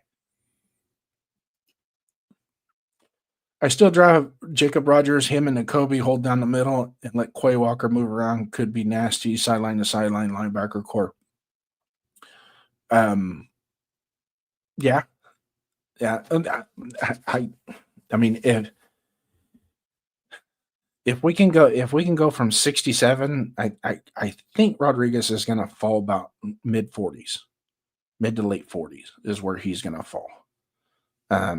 He might even go up higher. It just depends. It was some of the, because you start to dive into your all 30 interviews and what people are formulating and what scouts are doing, and you start to see what other teams are doing and what shenanigans they're pulling when they're evaluating talent. And It's a good chance. It's a good chance he could sneak up into the 30s. The kid's talented and he's good and he's just a ball hawk, you know. I think the only question was, and now mind you, that front seven at Texas Tech, he didn't necessarily have to be a downhill thumping linebacker with that front seven. So it wasn't necessarily. It's not. He didn't have to do it. I mean, he still would slice and catch the lateral plays in the backfield occasionally, which is great. Read and react. His read and react was awesome. And how he played the passing game as well underneath was awesome. So I like the kid. I surely do, and I hope we do get him. Maybe go from 67 up to 48 and get him. You know, if we get that safety, and then that Warren, I think it's Warren or something hyphen Warren, and then go up and maybe move up in the draft and get Jacob Rodriguez to complement the other two, because the other two are only on 3-year contracts. You get Jacob Rodriguez in the second year, that's 4. So you can really build the nasty second level defense, and then focus on that zero technique and that defensive tackle position. People are saying not to sleep on any O-line from Iowa. Apparently, Iowa is an O-line factory from top players in that position. They had 3 of their starting offensive linemen were All-American. Logan Jones, Jennings Dunker, and what was the other guy? I could picture him. I just can't think of his name right now, but there was 3 All-Americans, first-team All-Americans off that offensive line. That's crazy. And then you take Tyler Linderbaum, Iowa. you just look at back in the day, it was Nebraska and Wisconsin. You could pick any offensive lineman from Nebraska or Wisconsin back in the 80s and 90s, man. You had a stud that was going to play for you for years. I think it's because we drafted Genty. There were other needs too, like offensive line. Yeah, but I don't think at 6 there wasn't any offensive linemen that graded out that high for us to take at 6. That were already taken. So you got to remember the kid from LSU that went to the Patriots. He got taken before us, before we could get to him. That was a gimme. And I don't think any other Memba. I think we could have got him at 6, but I think in the long run, I think they felt that might have been too much of a reach. Hindsight being 20, it wouldn't have been, because the kid played pretty good this year. But a lot of times it's the availability and what you're grading him out to be. I agree, but that was not the case with Bowers, and he had such a positive impact on our offense. Bowers fell to us. There was I could not believe. In fact, when me and my wife were watching the draft, and we're sitting there, and I go, "Okay, it's the Raiders pick." So we're taking Talise Fuaga. Because Penix didn't fall to us, or Bo Nix didn't fall to us for the quarterback position. We need a quarterback, but they didn't fall to us. So, we're going to take Talise Fuaga. Then all of a sudden, he makes an announcement, tight end, Georgia, Brock Bowers. And I looked at my wife and I go, holy crap, he fell to us? And she goes, is he good? I go, oh my God, is he good? I go, I thought he was already taken. Nope, we got him. And you know what? Suckers to the rest of you. Very rarely will I justify running back before pick 10. It's just not a Genty thing for me. And maybe you can answer this. When did that change? Because if you go back in history and you had that running back, he was a coveted draft pick. I mean, people were fighting to get to the top of the draft board to get a running back like that. I'm trying to figure, is it when they start to run a little bit more of the spread offense? Not so much they started to, the waning of the fullback, the traditional I formation. Is that when it kind of started? I mean, there's a part of my football prowess in the late '90s when I was starting my family that wasn't in tune to it as much. But late, like now, it's like you go back in history and it's like if if it was a Heisman running back or a Heisman or somebody that finished in the top 5 in Heisman voting, it was like people were dying to get them in the draft. And now it's just changed. I don't know why. Um, Maybe it's the quality of running backs coming out of college versus what it used to be. Um, I don't know. I don't know. Um, to me, it doesn't matter if they're a running back, linebacker, safety. If they're the best player in the draft at that position that you need, you take them. Yeah. And the only way I don't take them is if I'm already got a guy at that position that is that much better. Because you're kind of like doing that. I can have a bunch of point guards, but damn it, I need a forward. I need a center. In basketball. Well, you got 5 really good point guards. Well, you probably got the 5 best point guards in the NBA, but I don't have any centers or forwards. So you kind of got to make sure when you get to that point, and it sucks because sometimes you get to that point, you're like, oh my God, we could have this guy, but we got to take somebody else because if we take him, we're just wasting a pick because either he's going to ride the bench or the other guy's going to ride the bench that's an all pro. And we don't want that. DC4 greatest 36 pick in Raider history. Yeah, probably. I don't know how many 36 picks we've had in our time, but it was. I see your point, 805, not directed towards you, brother. By the way, there was a lot of cars that felt that way. CCs. I know, just wanted to respond. 805, appreciate that, bro. I would trade up for Rodriguez if he drops in the mid 40s to early 50s. Yes, I think that would be it. I wouldn't be mad at that at all. Not at all. And how much draft capital would it cost us to go from 67 to say 52? Say the pick 51 is in, it's not him. He's still on the board. Pick 52. You got guys at 55 to 57 to 60 maybe that are eyeing him. And you want to jump them. How much draft capital is it going to take you? Maybe a 4th and a 6th this year. I would give up 2 picks to go up that high. Since we got a plethora of 4th round picks, maybe give them our second highest 4th round pick to go up there. Which is still going to be a top 100 and a 6th round pick. I think that's doable. And then you swap. We get their 52, they get our 67. That wouldn't be bad. That wouldn't be bad at all. And mind you, I'm on the Mendoza train. But if for some reason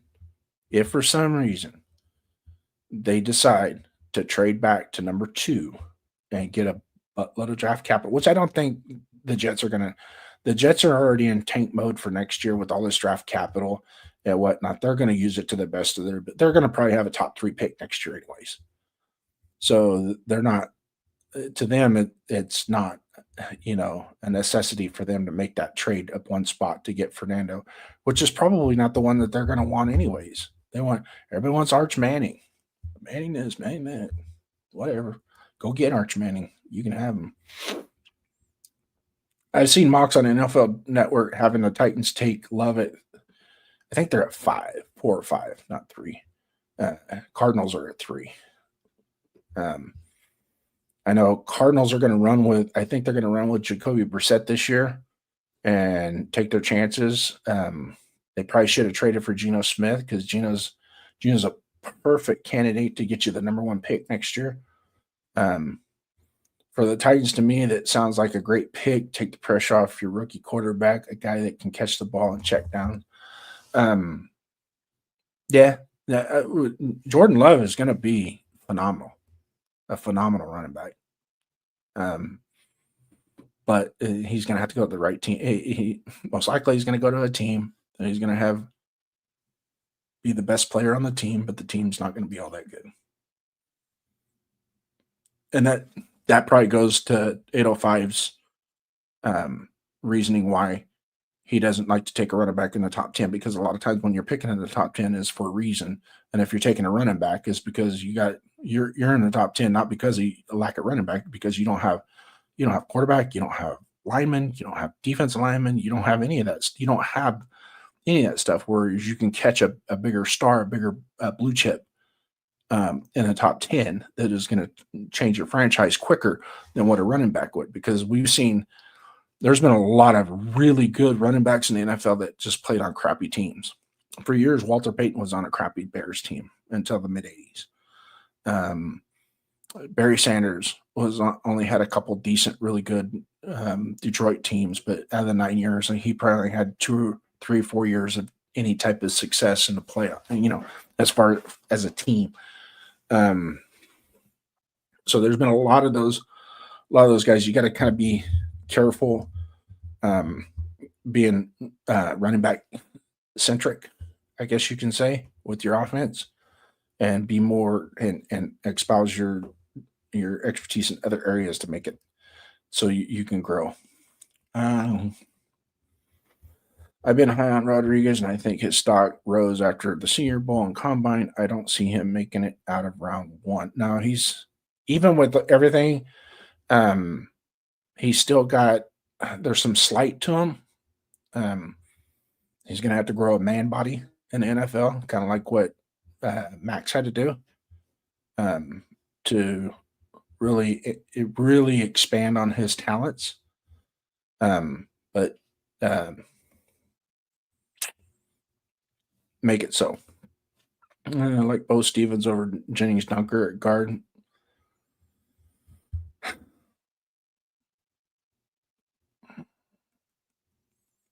That's a toss-up for me. It really is. And Bo's decent. He's good.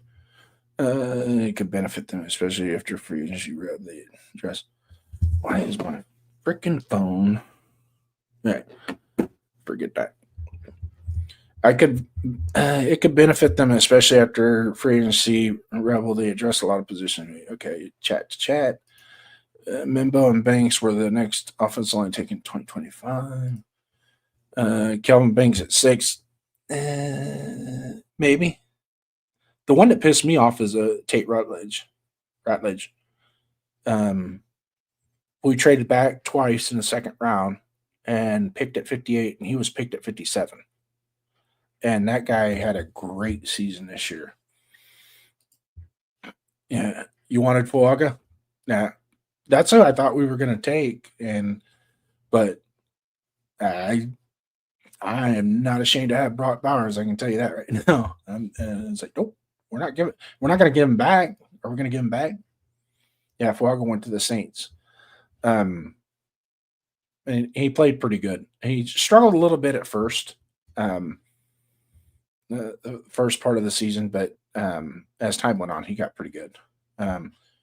Changed when the value of the running back position was devalued. I say after the Adrian Peterson era, look at what Seattle did. They let the Super Bowl MVP walk away. Okay. Yeah, I'm just trying to correlate at what time that we kind of got away from that devaluing the running back, because let's face it, the run game is just as important, if not more important, than the passing game. True story. After Arizona Cardinals, we played the Arizona Cardinals in a preseason game at the Oakland Coliseum, and John Madden parked right next to us in the parking lot. And his son was driving, and he pulls in, he gets out, and of course he gets out and he adjusts his waistband and looks around, and everybody's like, coach, hey, coach, and nobody really like pestered him. which is that's what I loved about the crowded Oakland Coliseum, was these superstars and legends and heroes of ours didn't get. It wasn't like an Elvis Presley. We didn't treat him like Elvis Presley. You know what I mean? It was like it's John Madden. Yeah, he's part of the Raider culture. And after the game, he come back out, and the parking lot was just stacked. So him and his son stood there by the car, at the back of the car. And it wasn't a whole lot of people. There was like maybe 8, 9, 10 people standing around. We had 6 in our tailgate, and we pulled our barbecue out. And we figured, hey, let's warm up some food and eat, and have a couple more beers, and before we hit the road. And started talking to him and said, so what's your take on this? And he goes, you know what? He goes, if you can't stop the run and you can't run the ball, you ain't going to win in the NFL. Period. The end. That's the way. He goes, that's the way it's been forever. He goes, it's just that's the basic concept of football. Run the ball, stop the run. And if you look at teams where they have a quarterback throw for 350, 400 yards, but they only ran the ball for 26 yards, they either struggle to win or don't win at all. You got to get that. And it's not so much the yardage in and of itself, it's the effectiveness of the run. Like the perfect example is the Super Bowl with Saquon Barkley in Philadelphia. He ran the ball 30 times. He ran it 30 times for like 65 yards, right? Statistically, not very good, right? Each one of those runs were positive, and they did something. Those guys, Chris Jones and those guys, they were tired of tackling him, which in turn helped Jalen Hurts run the ball a little bit and throw the ball as well. So it kind of opened their offense up a little bit.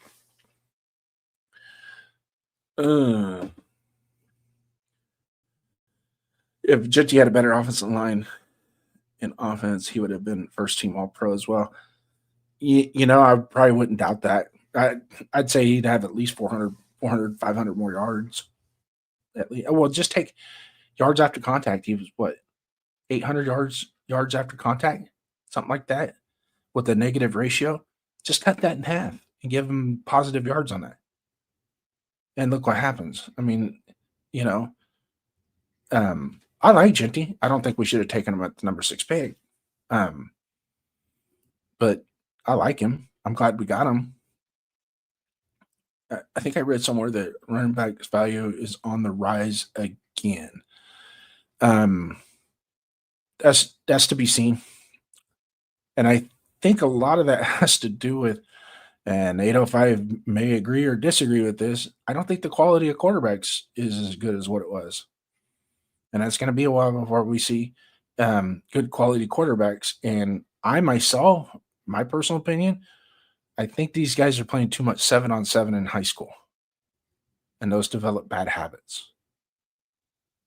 They need to kind of get away from that 7-on-7. I know the high school that I worked at, they quit doing 7-on-7 because of that.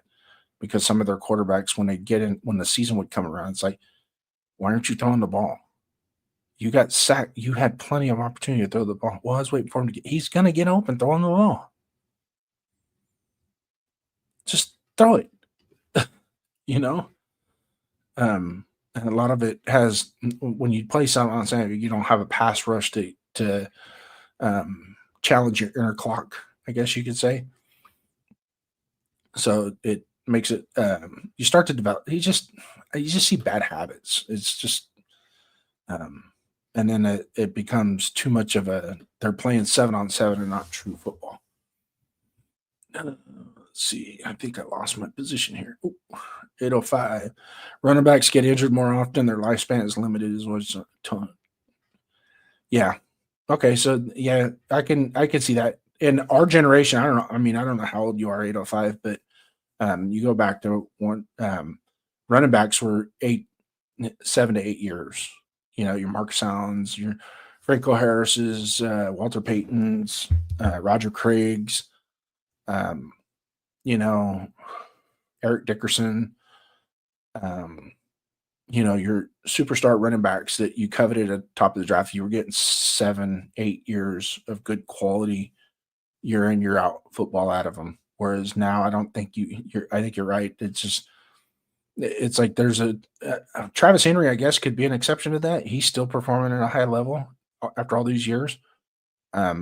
he's well built as a running back. And he kind of fits that persona, the 80s and 90s type running back. So it's just now a lot of the running backs now they're so offenses have gotten a lot more pass heavy. So they're looking for that running back that can complement their passing game just as much. Kenneth Walker got the bag from the Chiefs. Yeah, I hope that backfires in their face too. 805 Falcons had a nice 1-2 punch with Algier and Robinson. Yep. Yeah. Well, look back with our most recent successful running back duo with McFadden and Bush. You know, how powerful that was. You know, even the John Gruden 1.0 with Wheatley and Garner, and then you threw Crockett in there for your short yardage specialties, and it was dangerous. I mean, the run game was, you know, absolute. And in the true West Coast offense, you need to run the ball.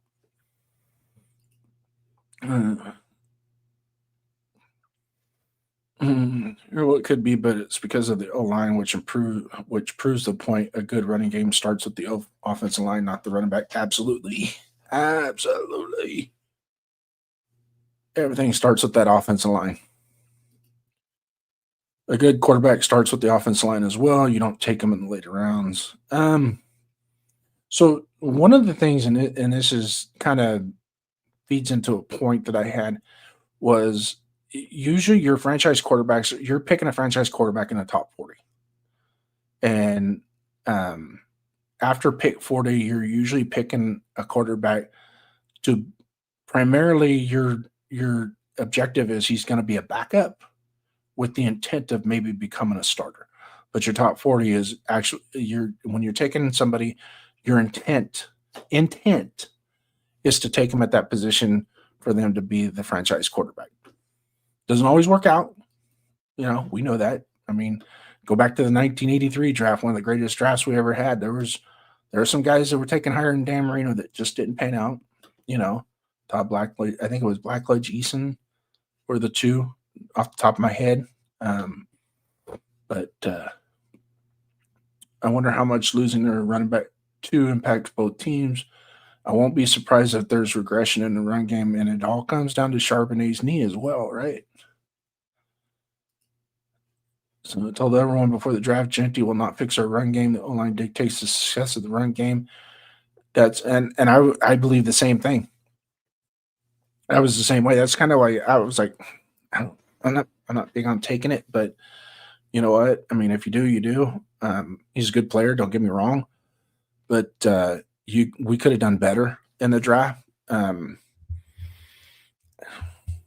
Maybe Kellen Banks, Memba at 6 would have probably been a better option. Even before and after that draft, what we know today and what we knew then was taking Genty at 6 was probably not the smartest move.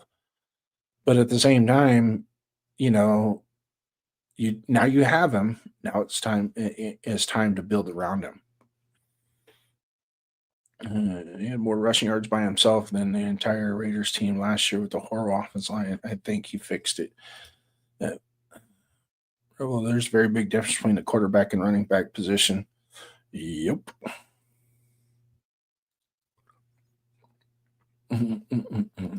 Let's see. Look at the Kansas City Chiefs, for example. If they had a number one running back, that offense would be way more dynamic. Look at how they struggle with those late round picks. You know what?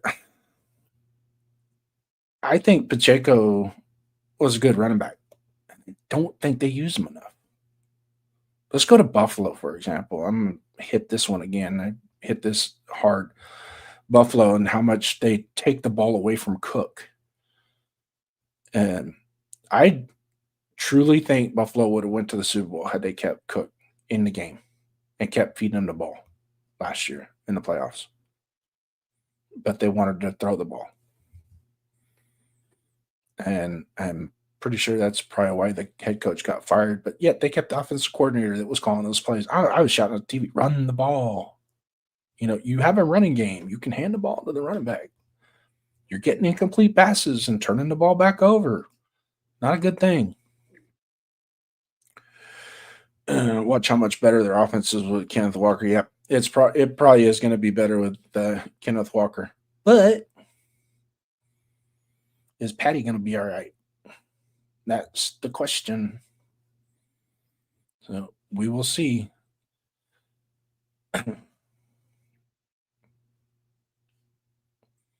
Well, how can you say we fixed it? We were dead last. I read that earlier. I didn't know if Rebel was referring to this year or last year fixing the offensive line.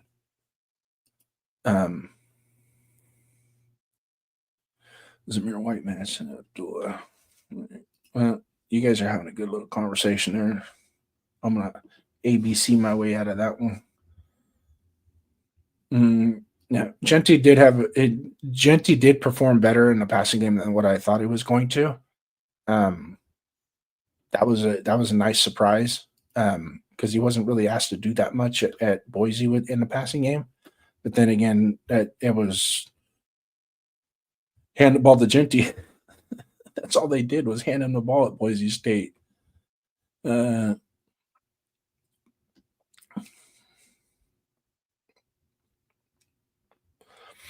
Yeah, and I think we did throw the ball. There were some games that we abandoned the run way too soon, and then Pete Carroll got up in his press conference. One of them, I think it was the Chargers game. We were down by 3 points or 7 points. He said we couldn't run the ball no more because the score was starting to get away from us. Huh? You're down one score, run the ball. Now, if you're down by 21 points, I get it, but even some teams then will still run the ball somewhat. You got to keep the defense honest. Okay, not sure how that comparison works. And if you guys are all the running backs, don't really prove much, in my opinion. We threw a lot, but Genti was still top 10 in attempts when you pick it. You almost force yourself into one running back system. Yeah,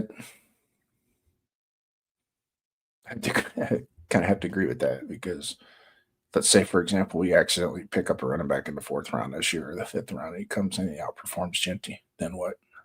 What do you do? What do you do? You still keep playing him because he was a 6th pick in the draft? No. You're going to play the guy that gets you the most yards and is consistent.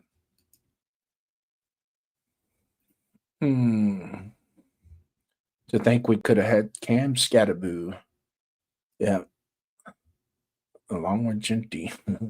Money Chuck, welcome in, brother. There's always trends in the NFL, defensive built teams, pass heavy, etc. A winning team just needs to execute something at a high level and be serviceable in all other areas of success. Yeah, I'm gonna agree with that one, Money Chuck. Good take, brother. Always been a believer of the running game, and it's my favorite style of offense. 3 yards in a cloud of dust. Yeah. Shit, I ran out. Our offense in high school was the wishbone. It was so much fun playing guard in the wishbone. it was fun, man. So they're sitting there they're running some twist stunt on the opposite side and not knowing that I'm coming across and I'm in the ear hole. It was so much fun. Just listening to their soul leave their body as you trap block them because they were paying attention to the halfback going to the right when we were running a counter right in their hole or trap in their hole. Come on, man. Moser, 21 touchdowns in the season. He couldn't get on the field. Well, so we can clarify all this in one swoop. I don't think even Barry Sanders could have ran behind that offensive line. That offensive line was horrible. Come on, guys. You guys watched it. 805, you watched the game film. I'm sure during some of the game film, you reached over and grabbed your garbage can and threw up in it a couple times because it was just that bad. But there's some things that Genti can do as well to make himself better too. because there are some, and he's going to learn this when he starts to run the wide zone, is that you have your choice. When you have a choice, you take the best choice, right? And too many times I saw, let's say it was just a straight handoff into the like a 33 power. We'll just say 33 power. It's just straight handoff, short shotgun, reverse pivot, handoff. Genty's getting the ball, first step, boom, straight forward. If the hole wasn't there, he was still going straight forward. But you pause the play and you look, and just to the right of him, at maybe a 30-degree angle to his vision, is he had enough time to plant and cut back. And okay, it might not be a home run, but it's going to be 7-8 yards, you know. And then in the Denver game, we finally ran power toss they just run power toss with them. Get the two guards pulling and tossing reverse pivot, tossing the ball, and get him going outside and let him build momentum on the outside and get him on the smaller guys, because the smaller guys are going to have a harder time tackling him. And one play, one was really successful to the left side, but it got called back on a holding penalty. So, all right. So they ran it to the right. Now they're running it to the right again. And it was blocked up beautifully. Michael Mayer had the seal block on the outside. The cornerback was blocked, and the pursuit was 3 or 4 steps behind. So had he hit it at 40 at the numbers, kicked it 45, planted his foot, kicked it up, hit second gear, third gear. I wouldn't necessarily say it was would have been a house call, but man, he would have had a 23-yard game. But no, he went and cut right back in and towards the pursuit. And I'm like, you got to be kidding me. That was blocked up so well. And if you, let's see, I think I still have it on my desktop here. It was in the second quarter. Yeah. Second quarter. Good. Genty profile. Yeah. Okay. Broncos. Yeah. Yeah. 4 minutes and 34 seconds. Power toss to the right. Genty it was outside blocking was sealed, and he cut it back towards the pursuit. Had he veered off the pursuit, he probably would have had way more yards just on that play. And it was a perfect example of like that's stuff kids did in Pop Warner, Like you ever watch Pop Warner kids and they're running out and down the open field and their kids chasing them from behind. All of a sudden they turn around and go, you know what? I don't want to get tackled from behind, so I'm going to turn around and hit him. End zone's that way.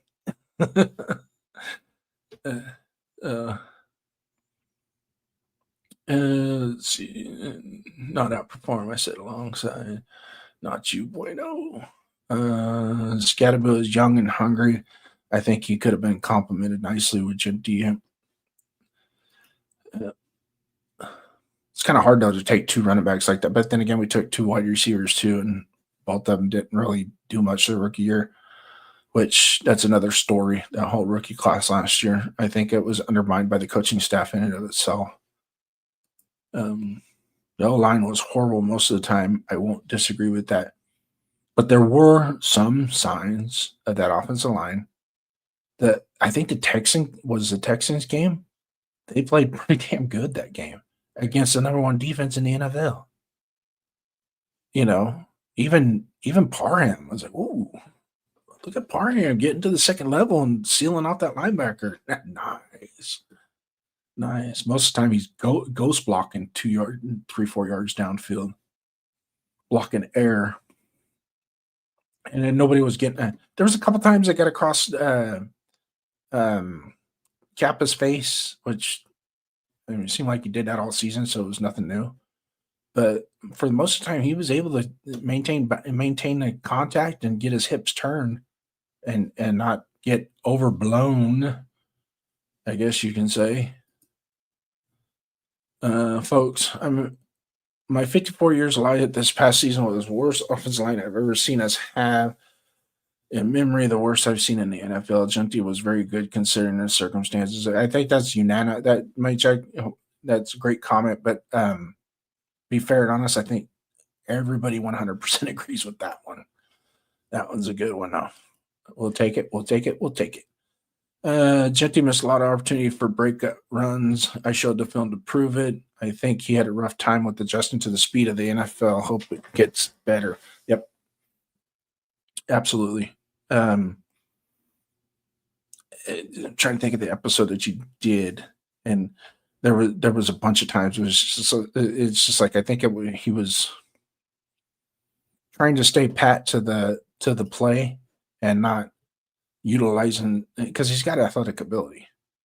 He doesn't necessarily have to.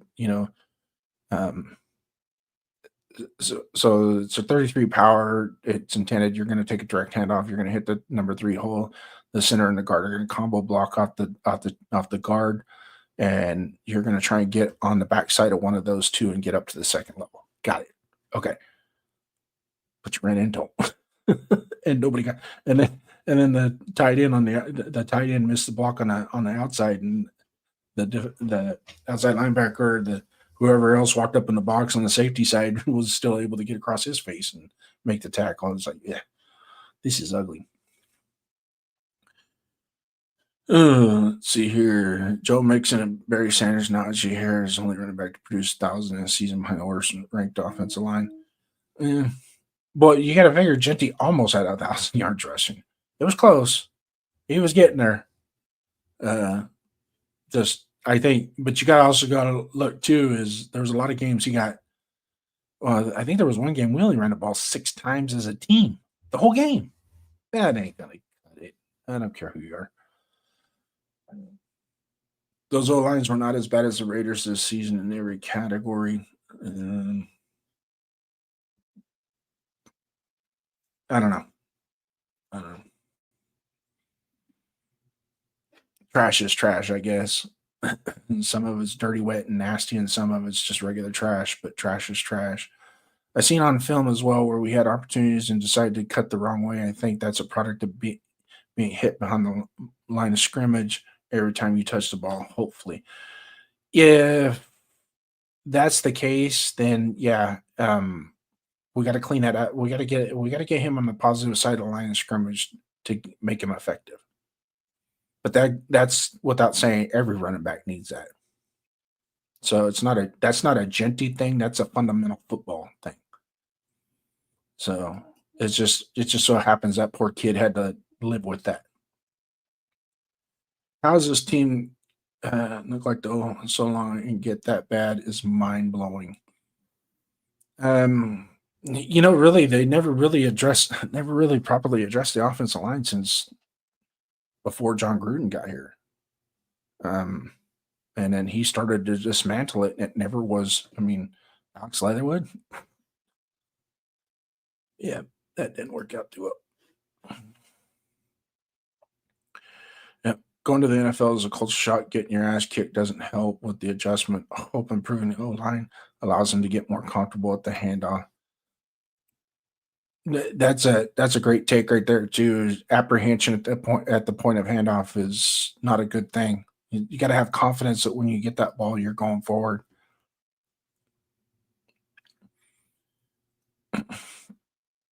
Was it 2 years ago? See, Josh Jacob led the league in rushing before he left.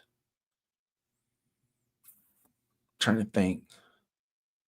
And I know the left side of the line was the line was pretty much the same players, except for we had Van Roten and Illuminor on the right side, who went on to play together in New York and did halfway decent.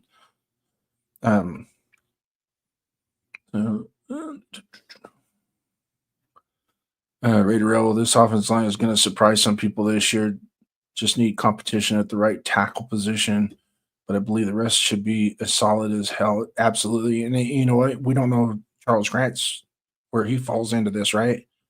We don't have a whole lot to go on with him as far as can he fill on the right side. He be that swing tackle, play him at the right side. And if we need to, we can move him to the left side. But it ain't going to hurt to try and draft a tackle too, or even trade for one, Do you want a strong left side or balanced, JD? JPJ at left guard or right guard? I would say left guard. Keep him at left guard with Linderbaum and Miller, that direction.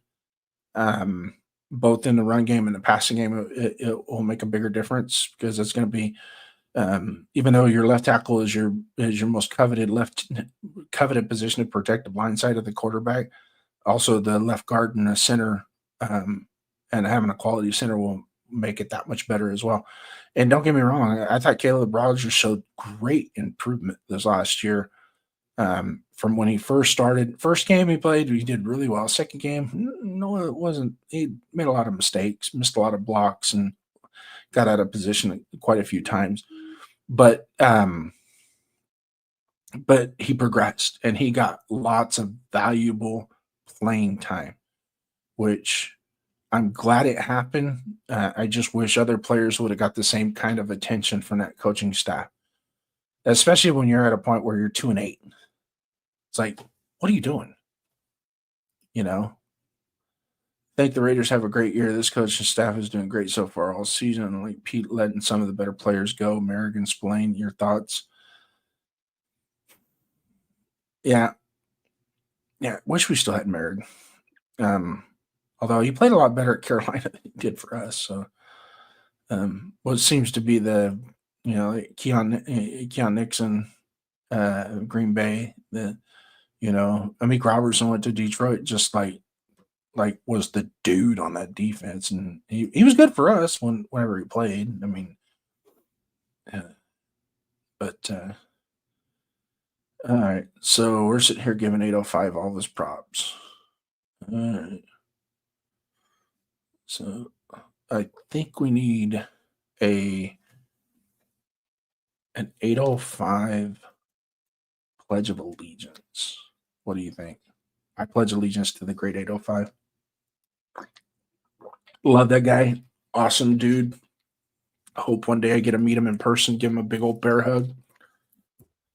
Watch this big old 6'4", 320-pound man just, it's my 805. I'm going to love him and hug him. And now he's gone, okay, I'm not tailgating at J-Lot no more.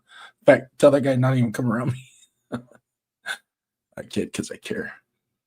But no, hey, been in here for 2 hours, guys. This is only my third episode of Raiders Pride and Poise. I thought I'd fire off on a Friday morning. Some really good content creators. Raiders Rebel, salute to you, my brother Bueno. Rorschach was in here on his lunch break. Tim Comp, hey man, thanks for coming in, brother. Hit those likes and those subscribe buttons. First of all, hit the likes on the video. That really helps push everything out. And then I'll continue to grow this channel. First and foremost, what I have left this week on Saturday night, we have tonight is No Huddle with 41_Raider_Jeff. It's a call-in show, but it's open to all NFL fans. And don't be afraid, hey, if you're tired, your thumbs are tired, sitting there hitting those thumbs, dial the number, call in, make your voice be heard on No Huddle.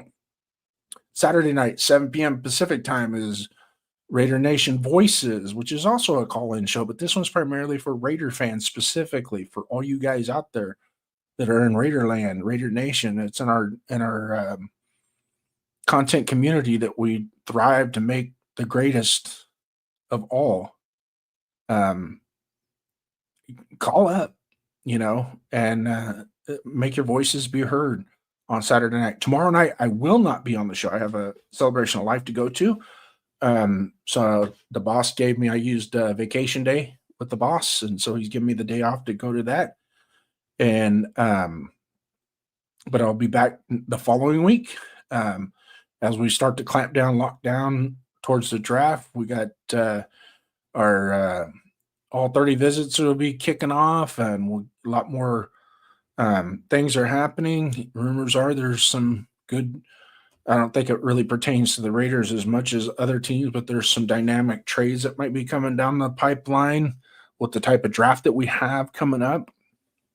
So it's going to be interesting football content, Raider content coming in. And we will definitely. I think I will push more out on the Raider Pride and Poise. A little solo effort here. But I like doing the show with Jeff. I've known him a year and a half, and in a year and a half, it almost feels like we're brothers. I love the guy to death. Hopefully, one day get to see him in person, and so be it. Even though, he's from Rhode Island, not gonna knock him on it, but he's a hell of a dude, and he loves doing this. He loves you guys coming in and chatting and keeping this this passion of ours a daily habit. And but yeah. So once again, like I said, hit those like buttons, subscribe to this channel, subscribe to Raiders channel, subscribe to 805. If none of you guys are in 805 channel, subscribe to his channel with Severe and Chris from Protect the Shield. Those guys are awesome. I know 805 has a tendency to have not trivia games, but so he puts a little extra flair to his content. Something I would love to do myself, but I'm not a game show host by any means. But he does a really good job with that. And for the record, I did score the only hit on one of them that nobody else got, just so everybody out there is aware. And I think it was difficult for him to announce that I was the one that got it, but that's okay. It's just knowing your football, knowing your history, and going, wait a second, he's doing old school running backs. Man, dude, Corey Dillon is so much like Thurman Thomas. It has to be Thurman Thomas. It has to be Thurman Thomas. And, oh, that's who it was. Nice. But yeah, I appreciate it. Yeah, one of these days we'll link up. Hey, maybe one of these days we'll do a draft thing with Jeff and really dive deep into it. I got a lot of ones that I've been paying attention to that really might surprise people, especially at the NFL level. So we'll stay in tune with that. I'm sorry you're 2 hours behind work. Hey, you ought to try the retired life. Great. 53 years old and I'm retired. I love it. Football trivia. Yeah, I'm down for any football trivia. Trust me. I am down for any football trivia. I might piss off some of you guys too when I get the answers right. Just ask Jeff. Jeff he did a Who Am I one night and he goes, 1970 drafted second round. Jack Tatum. And he got all mad. I was like, it got to the point where I go, all right, I'm not even going to answer. I'll just let you guys I'll just sit here and let you guys answer.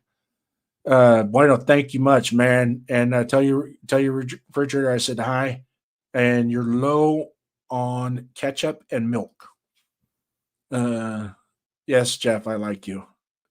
And Tim, thanks so much for joining in. And yes, hit those likes and subscribes. I will try and shoot something out next Tuesday night, 5:00. Show me your show with my partner, Donuts Duncan. We will hopefully have a fan on that we can do. That's mostly for fandom, not so much weekly content, but just bring some people in so we can share memories and who's who and what's what, and go from there. I mean, we had Darth Raider on one episode, which was great. Hopefully we can get him on again without any technical difficulties this time and make a great show out of it. And who knows, maybe I can probably, I don't know if maybe Captain Jack might want to come in. I'd love to pick his brain about his Raider fandom. And I actually found a picture, believe it or not. We took a group photo at the Oakland Coliseum, and it was Captain Jack was in that group photo with us. And I was like, I knew I recognized him.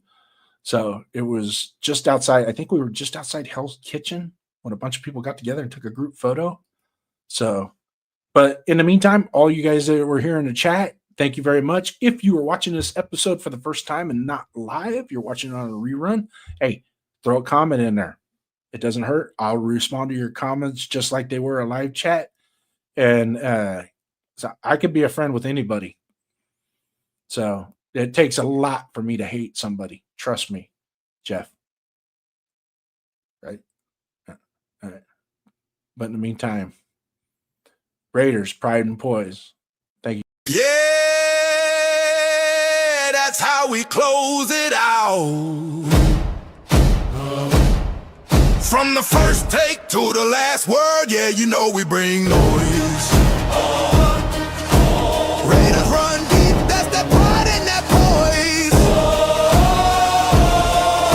Every take, every call, yeah, we gave it all. Raider Nation stand tall, never fade, never fall. Win, lose or draw, yeah, we riding the same. Silver and black heart, ain't no change in the game. So we out till next time, keep that fire.